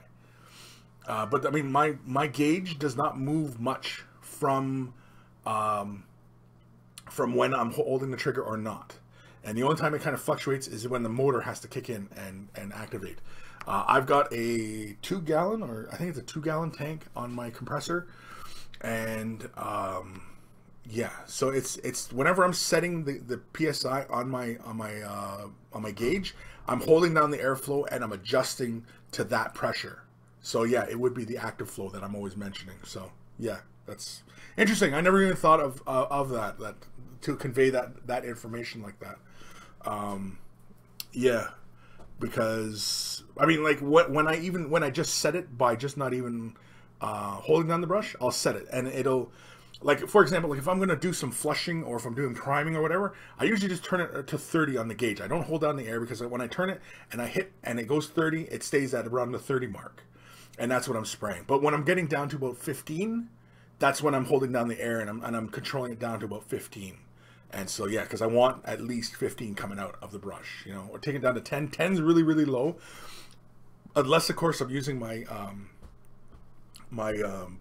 chrome, my Renegade chrome. Fine tip, you know, you want to take it down that low, especially when you're going to try and get in nice and close to stuff. Yeah, when you're taking your brush and you're coming in close, low PSI. When you're far away and you're laying base coats down and stuff like that, priming, what have you, yeah, you want the PSI up. 20 and above is good for any of that kind of work. But excellent question, Sam. I never even considered that though. Excellent question. Thank you. Big friendly war gamer lady in a red dress. Has Steve lost a dress bet again? Yeah, Steve in a red dress. Yeah, that's, and even Dave in a red dress. It's all disturbing. I don't know why. I'm not sure why anybody wants to see that. I'm not sure why. You know, and you know, in this day and age, is it really emasculating for a guy to be in a dress in this day and age? Really, with this whole, you know, open acceptance of everything and everybody and the choices that they make, and you know what I mean, like, you know, is it really, you know what I mean, like, I really don't see it that way, you know, like wearing, like doing a dress bet, like, you know, like, well, if I don't win, then you have to wear a dress and prance around like a little girl. I mean, that seems more like a fetish, you know what I mean? That seems more like you want to see that because you have some sort of latent fetish or tendencies that you have not resolved. And you know, yeah, because I mean, like, you know, bloke showing up in a dress who wants to play 40k, sure, go ahead, let's play, you know what I mean, like, fine, whatever. You know, that's their choice, you know, it's not my choice. It's not the way I choose to dress. I choose to dress in quite manly kind of wear like this. Way of the Brush t-shirts. I don't wear Way of the Brush t-shirts every day, but actually I just got this one in case anybody noticed that. Yeah, Way of the Brush t-shirts. Anyway. Giga Spades. Do you use any particular service to monitor chats on both Twitch and YouTube? I do use a service. It's called Restream. That's how I'm broadcasting on both YouTube and Twitch, and they offer a monitor to view both. Well, to view any of your streams. So, say for example, I was going to you know, to Facebook and to what are some of the other live streaming services? You know what I mean? Like all those different ones. I could stream out to all of them, and I could have a monitor that would have all that chat coming in. The only downside of this multi-channel chat is that it doesn't record back, so I can't view, you know, more than, say, you know, 20 comments ago, which is kind of a pain, but hey, you take your good and the bad. But otherwise, yeah, that's what I use. And that's the service I'm using is Restream. It's free. I mean, you can pay for it. So far I'm finding that it's pretty good, but if I could get better service, then I might start paying for it. And so, you know, but I mean, you know, I'm always looking for ways to make Way of the Brush better, make Way of the Brush more informative, make Way of the Brush more sounding better, looking better, being better, available on cross platforms, stuff like that. So yeah. The TJ Co. Manly Men wear skirts. Well, sure, like in Scotland, right? Kilt's a skirt. I mean, it's not a skirt, but it's kilt. But I mean, you know what I mean? Like it's a piece of cloth that just goes around the waist and just covers your bits. It doesn't, you know, it's not like underwear where it scoops in and comes in. You know what I mean? Like, you know what I mean?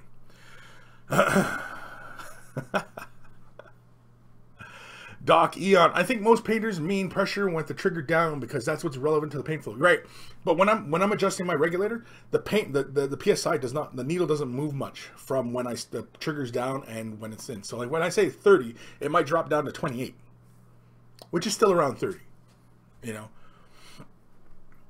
Jim White, do you mean a killed Kris? No, I don't mean a killed Kris. I killed Kris. No.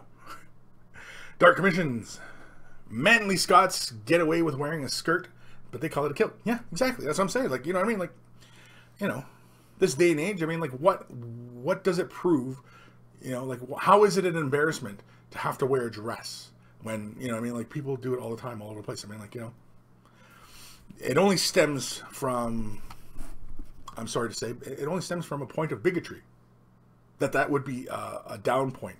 That would be a shaming that you would have to wear a dress. Right? Kevin Cabal, I don't wear t-shirts every day, but when I do, I wear Away the Brush t-shirts. Monkey Massacre. Dark Commission, if a bloke wore a dress with a Away the Brush t-shirt, would it cancel out? No, it wouldn't. It wouldn't cancel out.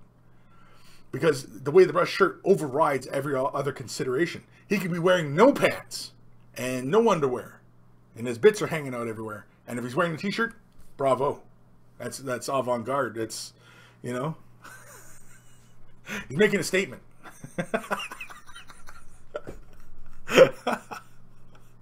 Just walking around, just, hey, how's it going?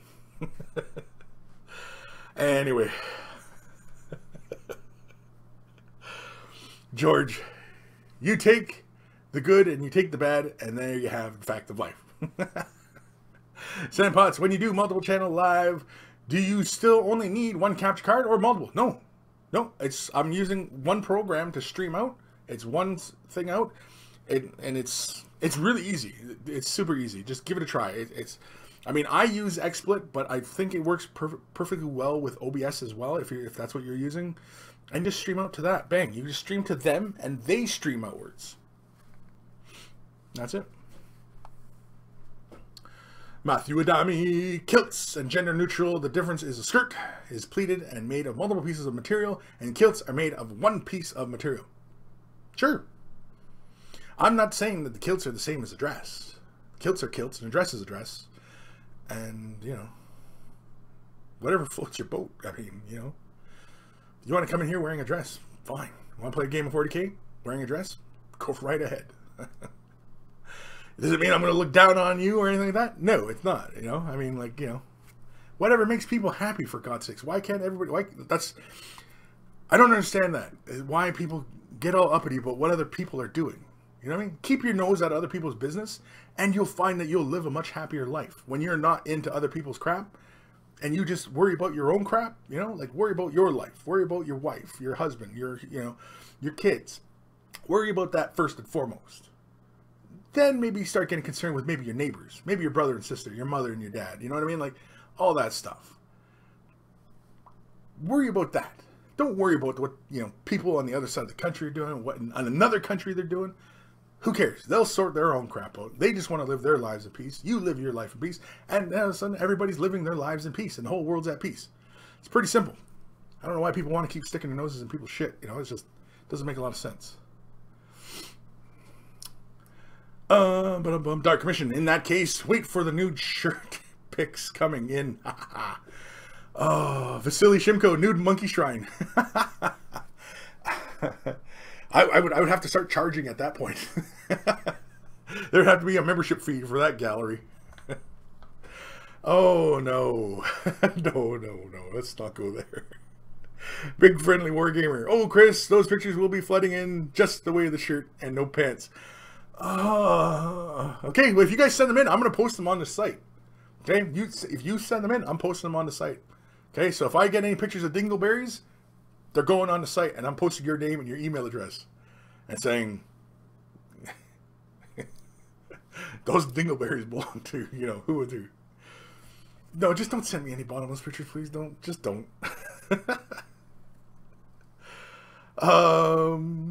John Grammaticus, if you've got a tank, half of the benefit is that it gets uninterrupted flow and pressure. The pressure will reduce only slightly as you spray, but the flow will be smooth. Arguably more important, the compressor will kick in based on the sensitivity of the pressure gauge, but shouldn't be more than 1-2 psi below your set pressure. Yeah, exactly. I usually hold the pressure down while I'm adjusting, but whenever I'm going up, sometimes I don't look. I just go and I just find my number, and that's it. And I know I'm going to be there. But when I'm fine tuning and I'm being really picky about it, yeah, I'll look and I'll hold down the air while I'm adjusting. But yeah, but whenever I mention off PSIs, it's usually just, you know, whatever I'm working from, and I happen to, you know, look. If I'm working lower, you can be almost certain that I had the airflow going and I was checking what pressure I was at. Cam Carrier, it would be airy, that is for sure. Cam Carrier, still makes no difference what you wear. No. Ben Ellis, vote Kris, LOL. Kevin Cabal, I'm setting up my tripod and taking off my pants as we speak. I'm not going to let the fact that I don't have a Way the Brush t-shirt stop me. Just a new picture of himself. Jeez Louise. Oh, shoot. It's just a new picture that's just WOTB on his chest. Jeez. No, don't. Don't. I don't want to see that. Oh. No, no, no. G squared. Would anyone of us want a nude monkey shrine? I don't think any of you guys want to see. I don't think you guys want to see each other nude. That's like all sorts of familiarity you don't want to get into. Cam color, a nude color Way the Brush t-shirt would be. Haha. Grim, good to know. Vasily. Soon Kris will become Monkey Pimp King. Oh man, it'll be like what's the all male service? Grindr, or is it Grindr? That the all male one? It's like Tinder, but it's Grindr. It's all male. Yeah, it'll be like Grindr for Way the Brush. Seeing as how this is mostly male fan base, anyway. I mean, sure, there's a few girls in the woodwork, but thankfully they keep their voices low and quiet, because you don't want these boys jumping on any stupid bandwagons. Oh my god. Kevin, well, I was just thinking that facility. Jim White, I received the holder you sent. Thank you. Okay, awesome. Jim White, awesome. And let me know how it improves your workflow. Because again, those are designed to be held more like in a more relaxed, comfortable position, and they're designed more for a bigger mitt. So because a lot of the other things, they're small, like they're very narrow, and you know, they're not very comfortable. Aaron Seach, I need a Way the Brush shirt for my PUBG character. Oh, that would be awesome. I wonder if we could create that and submit it. That would be awesome if I could. Grim, we're all doomed. Doomed, I say. Nick Dumont, reading a thick Scottish accent. It's called a kilt because of the last wanker that called it a skirt. What? Because I killed the last wanker that called it a skirt. I got you. It's called a kilt because I killed the last wanker. I got you. Okay. Ha ha ha. John Grammaticus, he says that he doesn't know. I don't know. I've never used it. Quirk uses those swipey services. I mean, he used to. I mean, I don't know.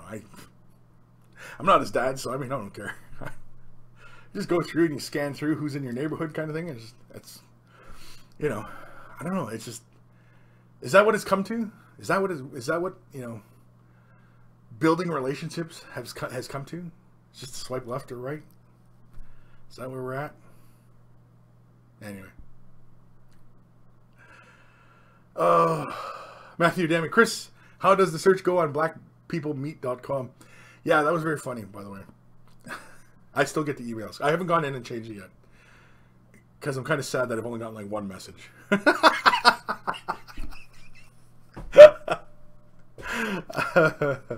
Sir Peanut Butter, becoming a Slanishi cult. Let's see where this goes. Totem Lord, I was just thinking that we could have away the brush revolution and make Kris president of the U.S. Yeah, we could, I suppose. Why not? Sure, if I'm not too busy. Totem Lord, then we'd all praise the burgle gum. Burble, the burble gum. Burble bum. Burble. Nurgle? Nurgle bum or burble dum? Burble dum. John Grammaticus, did he swipe right too many times and find the mountain? He might have. He might have. You never know. Vasily Shivko, it's more like decaying pre-fall Eldar civilization. Yeah, it is kind of, basically, where it's just... But it's not openly rampant and everywhere, you know what I mean? Like, it's not like the end of the Roman Empire kind of thing, right? Where it's just, you know, vomitoriums and orgies everywhere, and you know, we're not quite there yet. At least as far as I know.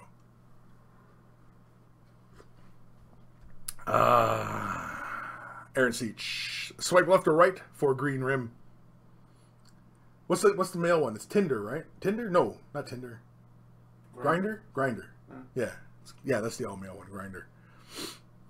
Apparently we're making away the brush Grinder one. I know. I'm out. I'm out. All right, let's do an email because, man, we're way off track now. Way off. You guys are just totally way off base here, man. Yeah, because that never happens. All right, headphones. Oh, yeah. Email time. Email time. The ring. The hair on the front. I thought you looked like a Muppet. A Muppet? Yeah. Like Dr. Teeth. Dr. Teeth. I used to love Dr. Teeth, man. What are you talking about? Awesome. He was great. Anyway. This is from Constant or Patrick? Constant. Okay. Anyway. Hi, or hey Kris. Remember that fairly young German guy who came over a few weeks in the June last past year? Well, can I read? No. Yeah, that was me. I hope I'm not taking up too much of your time here, but I would really appreciate if you could help me a little bit with a painting project I'm currently working on. You see, as I'm writing this, I don't see it, that I'm actually just finishing assembling one of the biggest conversions yet. I was just watching Quirk's 24-hour live stream, by the way, a general for my Death collection of Age of Sigmar. I made out a Mortarion and a zombie dragon kit. There are some pictures attached to this mail if you want to see for yourself. Sorry for the bad quality. I took them with my phone, and the fact that I am no good photographer didn't help either, but I hope you can get the general idea of how the model looks. Now, the predicament that I am in is essentially that I can't decide whether I should dry brush the bone or just layer it. I do not own an airbrush. I know there are dozens of tutorials for painting bone, and I watched a lot, including yours, but I can see myself liking both methods, so I just can't decide. The fairly high amount of raised details would be an argument for dry brushing, but at the same time, you can just as easily highlight them normally, making it look a bit smoother. My thought was to base coat with Xandri dust, then shade Agrax Earthshade, and then either layer Ushabti bone and Screaming Skull, or dry brush with Terminus stone, and then maybe some finer detail work. Since I'm relatively unexperienced in comparison to veteran painters like you, I am just using Citadel paints for now. I just don't know which method I prefer, so I would be happy if you could share a little bit of your great wisdom with me to tell me what you think about this. I hope to meet you again someday. Constantin. Yeah, it's pronounced Constantine. He's German. He was here. I know what his name sounds like. Hey, Constantine. How's it going? Well, he's not here. Well, he's probably watching to get a reply to He's his email. He's in the email. He's in the email. He's in the ether mail. Ether mail. There we go. Okay.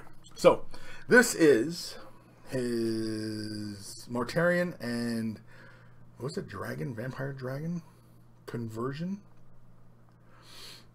Now, has he started laying color down? This thing's huge.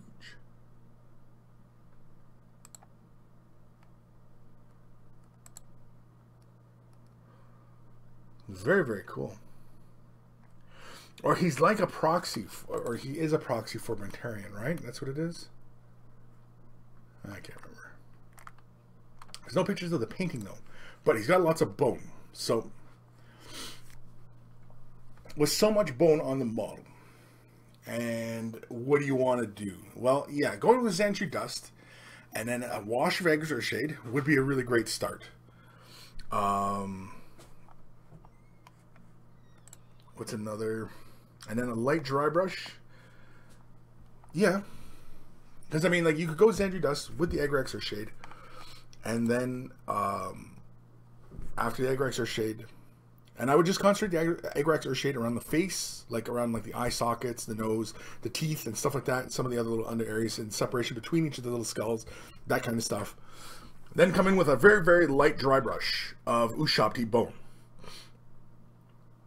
And then, if you want to take the time, you take a little bit of Screaming Skull, maybe add a little bit of white to it, and pick out the teeth, and maybe just pick out like little details like the brow, the bridge of the nose, those kind of details.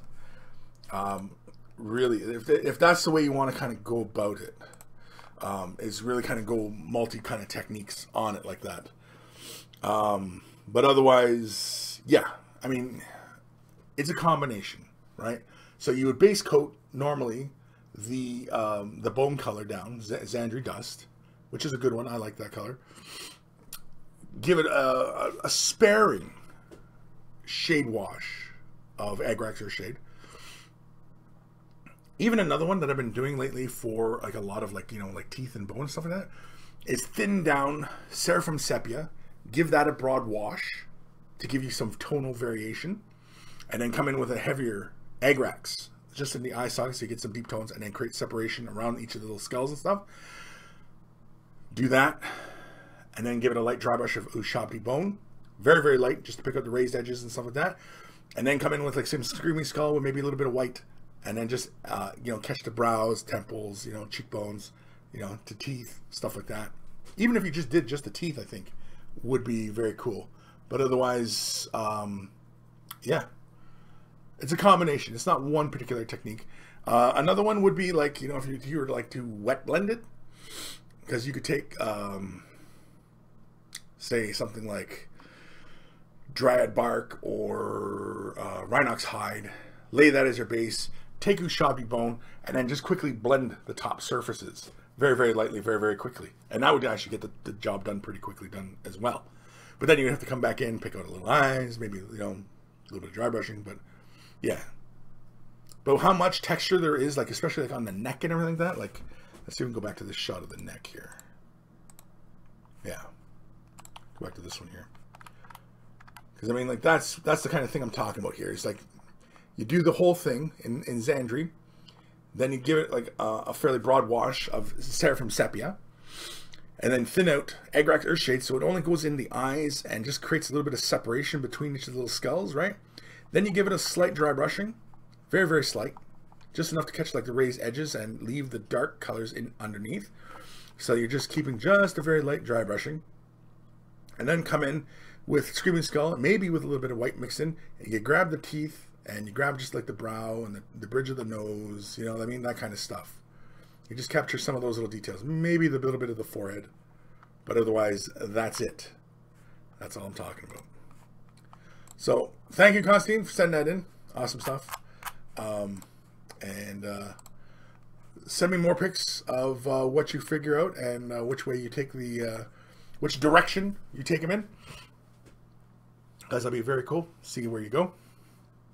What time we got here? Holy man, it's only 1:50. Jotham, Geek of Spades. Looks like Mortarion is there. Looks like Mortark is where the bits are come from. Oh, Mortark. Maybe that's what it is. Maybe I said Mortarion. Maybe it's Mortark. I can't remember. I don't know. I don't know the fantasy Age of Sigmar stuff quite as well as I used to. More 40k-ish I see all the time anyway.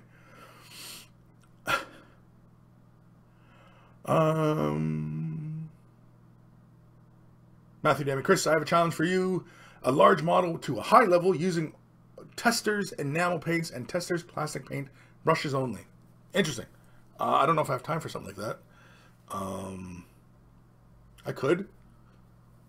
I haven't used, because I mean, like, you know, you get like Humbrolls, testers, even some of the Tamiya stuff.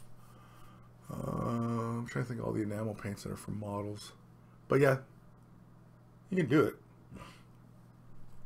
Paint it to a high level. Now, what do you mean by high level? Because I'm not sure what a high level is, other than just spending lots of time on it. So you tell me what's a high level. Vasily, using only spray cans. That's kind of hard, because I mean, you can't paint eyeballs with spray cans. I mean, I suppose you could if you made a tiny little stencil and went, psh, you know what I mean? Like, but that's tons of masking. Masking is, like, to do that kind of thing with tons of masking, it's very inefficient. Totem Lord, Chris, paint a whole model using your own hair as a brush. I could. Dark Dimension, as you say, it's the artist that counts, not the materials. And it would be good to see you use only dollar store stuff. You know what? I should. Actually, I should pick up some dollar store brushes and, you know, show some painting techniques, like how we paint and stuff like that. You know, doing like simple layering and dry brushing and edge highlighting and glazing and stuff like that. Yeah, I should. That's actually a good point, Dark Commission. I should show some using just cheapo dollar store paints, cheap ass brushes, and paint a Space Marine, right? It's a good point. You know what? I should. Excellent point. I might actually hit Hobby Store today. Sam Potts, Chris, I'm sorry to know you've sorry. I'm sorry. I know you've this a million times, but what format do you prefer the email photos to be in? I prefer them to be attached to the email. Don't send them by photo bucket or Imager or anything like that. Attachments in the email, please. Por favor. Totem Lord, I think the goatee would be good for dry brushing. Yeah, that's about all it's good for. Man, I want to shave this crap off. You don't even know how badly I want to shave this stuff off. And the mustache for details. Yeah, we could, because there's a good fine point on that. We could do some good lining off that. Matthew Demi, a high level. Details picked out. Eyes, teeth, mouth, shade. Okay. Also, which hair from Chris? The head hair. The head hair. Come on, man. Let's do another email. Because we can. Okay. One more email. Here we go. Headphones. Email time. It's email time.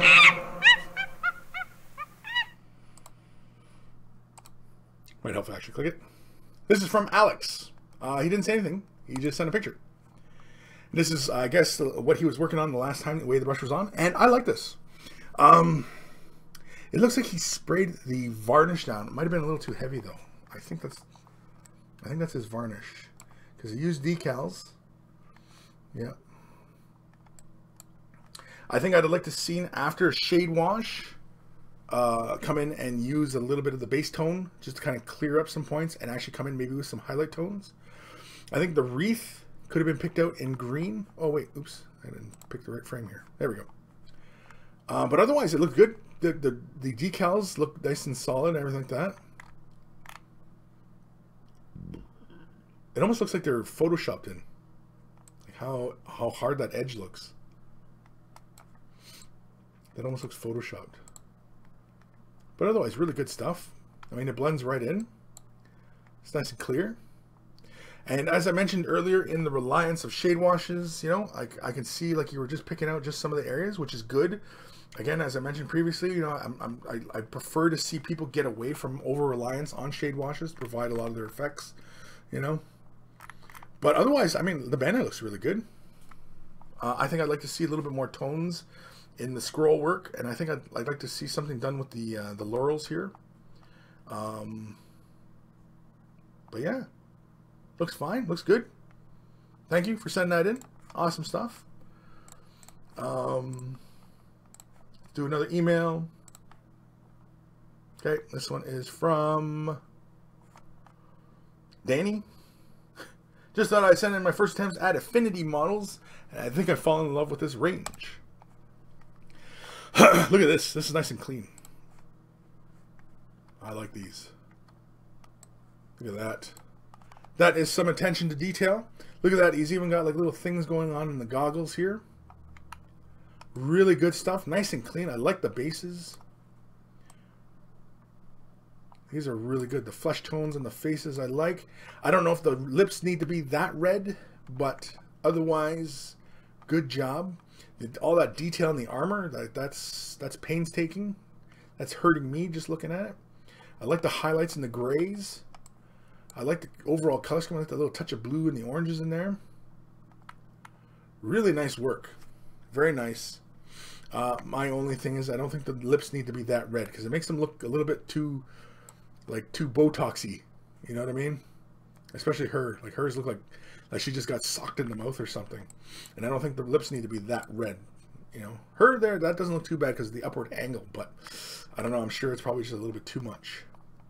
I think you could probably pull it back. You can just take a bit of that flesh tone and then just push some of that color back a bit, or just glaze over it a bit and just subdue it a bit more, because I don't think they need to be that red. But otherwise, really nice work. Awesome stuff. Nice and clean. Really good stuff. Here we go. Oops. Everybody's seeing all my damn emails. This is from Odin Collins. Hey Chris, just wondering if you had some advice for a beginner painter to purchase his first airbrush / compressor. I have found your painting tutorials absolutely amazing and helpful, and I know you have recommended a few airbrushes before, but I cannot remember what videos. Thanks, and keep the amazing tutorials coming, and good luck kicking Steve's butt next time you verse him. Cheers. Awesome. So the airbrushes I recommend, okay, you know what? This is actually pretty easy, and it should, I'm pretty sure, it should show up just fine here. Let me see really quickly here. Because I have, yeah, on my Twitch channel, if you go to my Twitch channel, which is Twitch / Kris Bello, no, it's just K Bello. It's Twitch TV / K Bello, or it's on waytothe-brush.com. Just go and just follow the links to the Twitch channel. And I also have a list of the airbrushes and compressors. It's in it's an Amazon link thing, and that's all the stuff I advise picking up. And it's a lot of Badger stuff. I've only ever used Badger. I've never used Pache or G-Flex or whatever the heck it's called. There's also another one, Pache. I've never used Pache. I've only ever used Badger. Even from way back in the day, I've only ever used Badger. But anyway, now, I mean, some places Badger might be a little harder to get a hold of than, say, some of the other companies. That's fine. Get whatever's available in your area, whatever's cheaper in your area as well.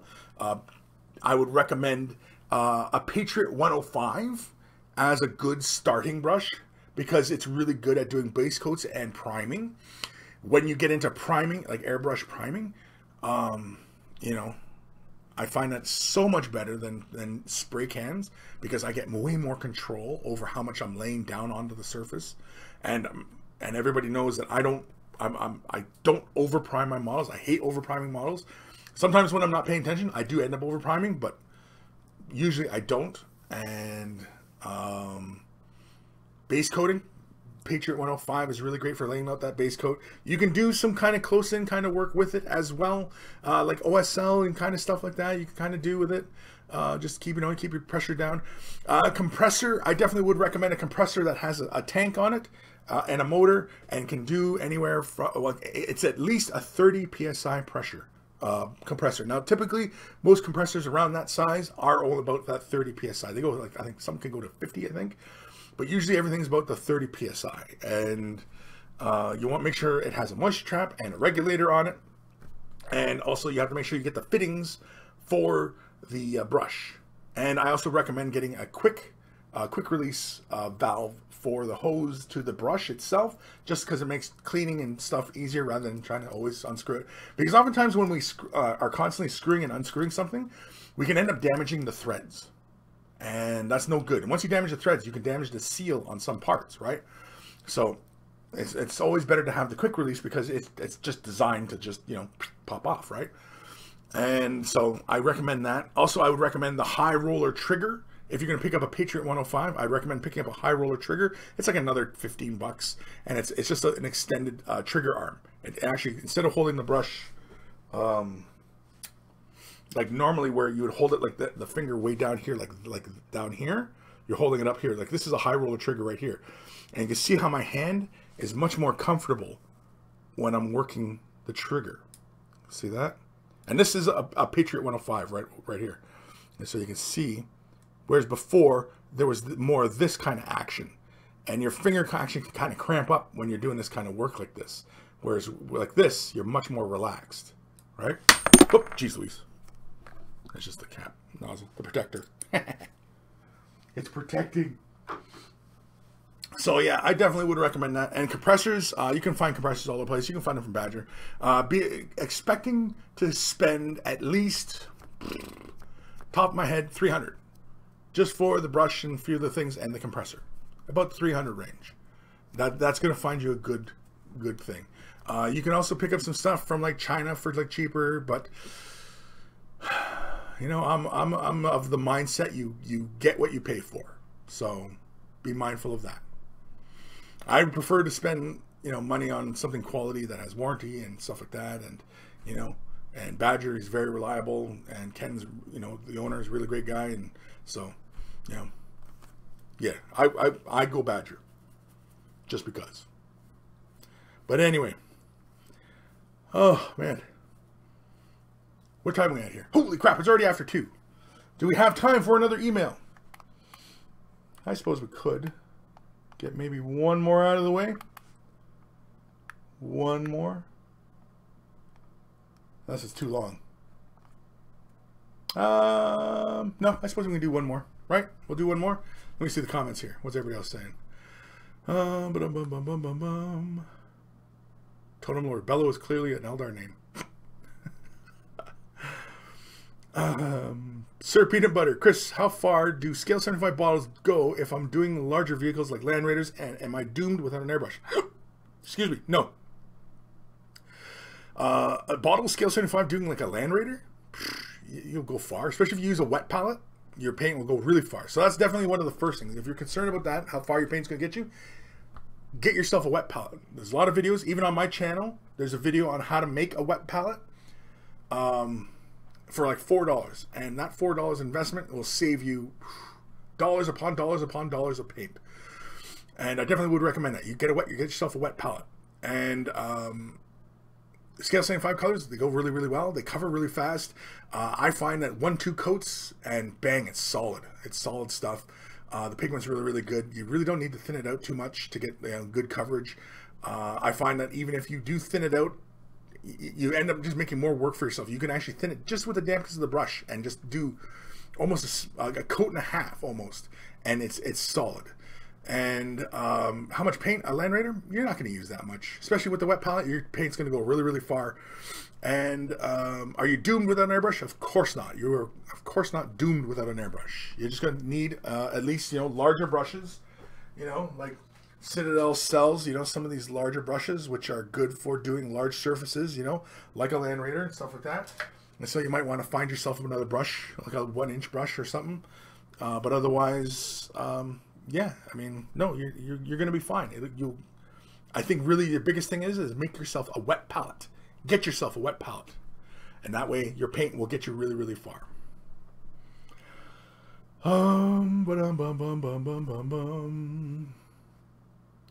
Matthew Dammy, Kris, if you don't mind, what is Bello? French? Yeah, it's Norman. It's French. It's as far as I can tell, the earliest iteration is Norman. When the Normans were running rampant in Europe, I guess. And apparently, I guess, like most Bell names, like Bell, Belmore, you know, all those names, apparently they all derive from Bello, apparently, as it goes. Bello is, I guess, the root family name. Beautiful water is what it means. French for beautiful water. Beautiful water. Which is kind of funny because the coat d'arms for the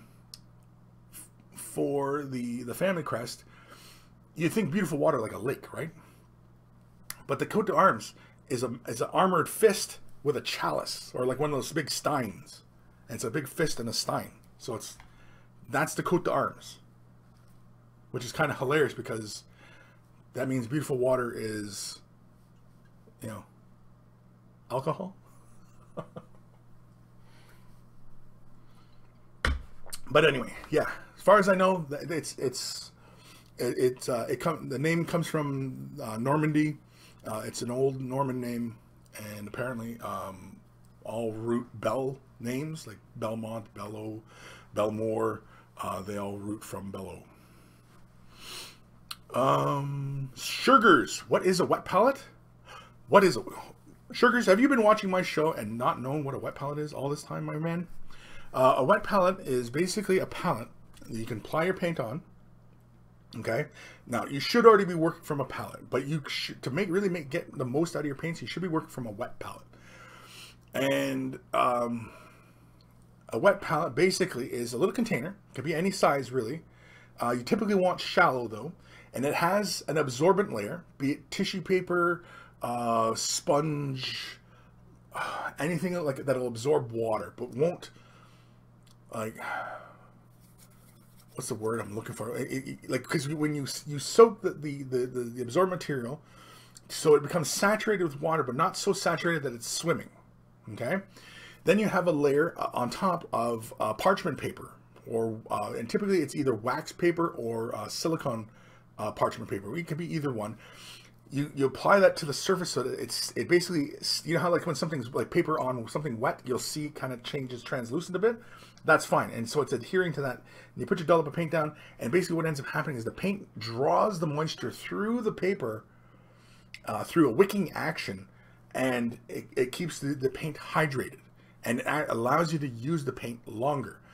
Now, this also plays a factor when you're painting, because what's ended up happening is the moisture is being added to the paint. So the paint actually will become thinner the longer you work with it. Now, you can add thinners and stuff like that to it, and it will be fine. But over the amount of time that you're working with it, it is adding more moisture to it. So that's something to be mindful of. But it's a really fantastic way of working with your paints longer, because your paint will stay wet and active longer on a wet palette than it would on a dry palette. And especially if you're in a climate where it's hot and dry and stuff like that, you want to work from a wet palette. So, yeah. But yeah, basically, Sugars, I do have a video in my channel on how to make a wet palette for $4. So you might want to look that up. Just type in my channel, wet palette, and you'll see it. And of course, I also have a demo video of showing how far a drop of paint will go in comparison with a wet palette. So I also have a comparison video there as well. So something else to be mindful of as well. Yeah. Sugars, I've been meaning to ask, but I've been using the old palette plate. Yeah. So using a palette, if you're using a palette, great. That's great. Switching to a wet palette, you're just going to find that you're going to realize that, oh my God, why wasn't I using this sooner? But you're going to find that your paints are going to go a lot further. And as long as it's something that you can close up and contain. So say, for example, you only got an hour. Say you only got an hour today to paint. And so you start working with some color blends. And then, you got to go take the kids to soccer, or, you got to go get groceries or something like that, right? You just close it up, leave it on your workbench, go off, do what you got to do, and you come back tomorrow, whatever, open it up, and those colors will still be sitting there ready to be activated and work again. And they'll still be sitting there wet. In my design for wet palette, I've had it last a week. I've had colors stay wet a week on my palette. So, yeah. So yes. So Sugars, check that video. It's how to make a wet palette, and then there's another one. I called it the wet palette challenge, and it was basically showing taking a drop of paint and how far it would go on using a wet palette. And it's quite surprising how one drop how far it will take you on a model. Ebb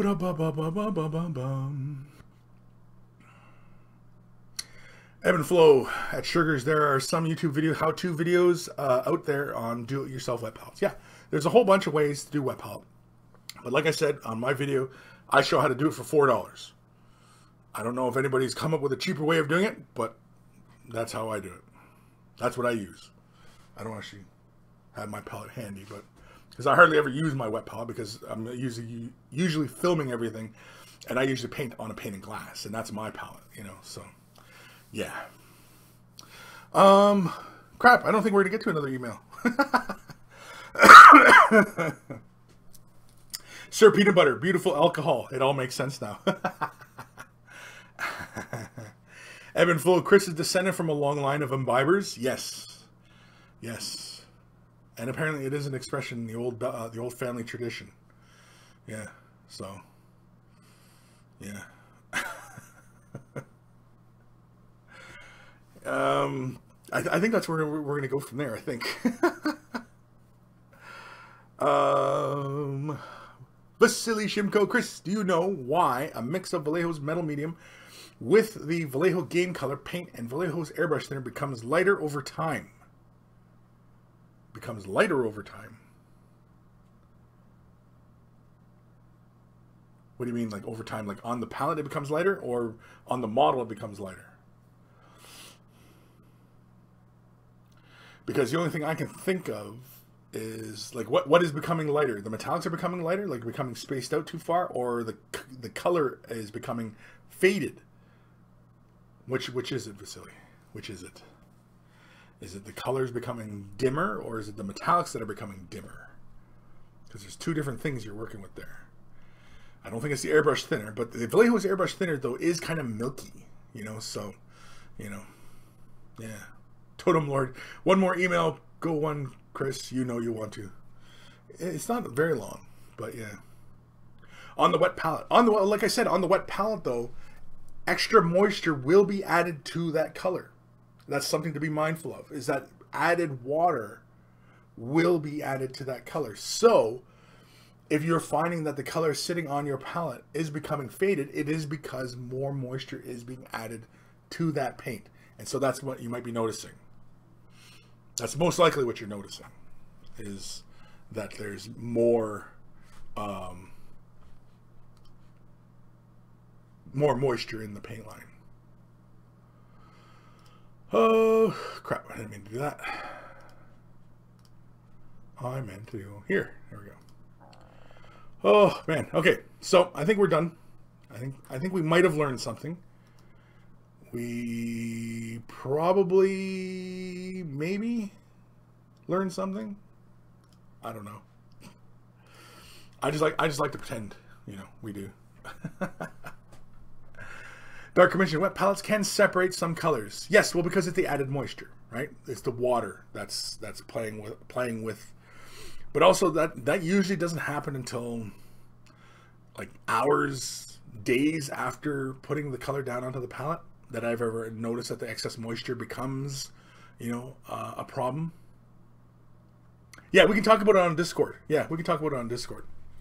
But yeah, so if you are a brand new person to this hobby, or you want some help on a color scheme, maybe you're having a little trouble with technique, maybe a commission painting service, you want to drum up some extra exposure, or, you know, you just want to show off what you're working on, send it to Kris@miniwargaming.com. It's in the description below. Of course, you can join me on waythebrush.com, which will take you to it's the central hub of all of this, which basically has, you know, the Instagram, the Twitters, and the Discord. Discord channel's been fun. We've been having lots of fun with that. And we usually, after the Way of the Brush, we usually head over to Discord and kind of, you know, talk it up there. Also, the Monkey Shrine. I want everybody who's purchased Way of the Brush shirts, right? All these awesome individuals who supported the show by purchasing shirts. I would love if you guys would send me a picture of yourself in your shirts, preferably with your pants on.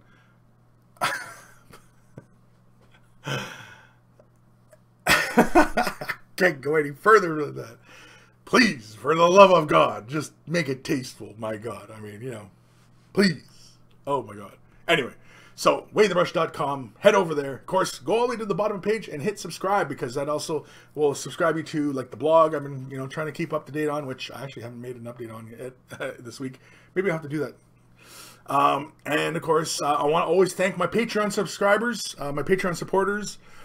They've been really fantastic. They're very generous, and they actually allow me to afford a lot of these special little updates and upgrades and things like that.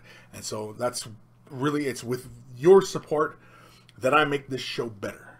That's how I've been making this better. That's how I've finally gotten around to getting my website going. That's how I've, been doing other things. And I'm actually thinking of doing this restream. I'm actually thinking of going with the paid service for this, just so that this streams a lot better on both, so that, we're doing multi-channel stuff. And, we're just pushing this. We're pushing this message everywhere we go. We're going to go everywhere with this. And, yeah, anybody who's anybody knows what Way the Brush is, really is what it is. I don't know where else to go from there. So I just want to thank everybody for tuning in today. Take care of your brushes. They'll take care of you. And I will see you guys next week. And yeah, we're going to jump over into the Discord channel next. So if you don't know what the Discord is, go to waythebrush.com and you'll see it in the thing Discord. You'll see a whole bunch of us in there. And of course, click, like, subscribe, all that other YouTubeage. Yeah, I don't know. I'm done. I'm tired. Feeling weird. Feeling goofy kind of thing. So I'm out of here. Let's go enjoy the rest of this Saturday.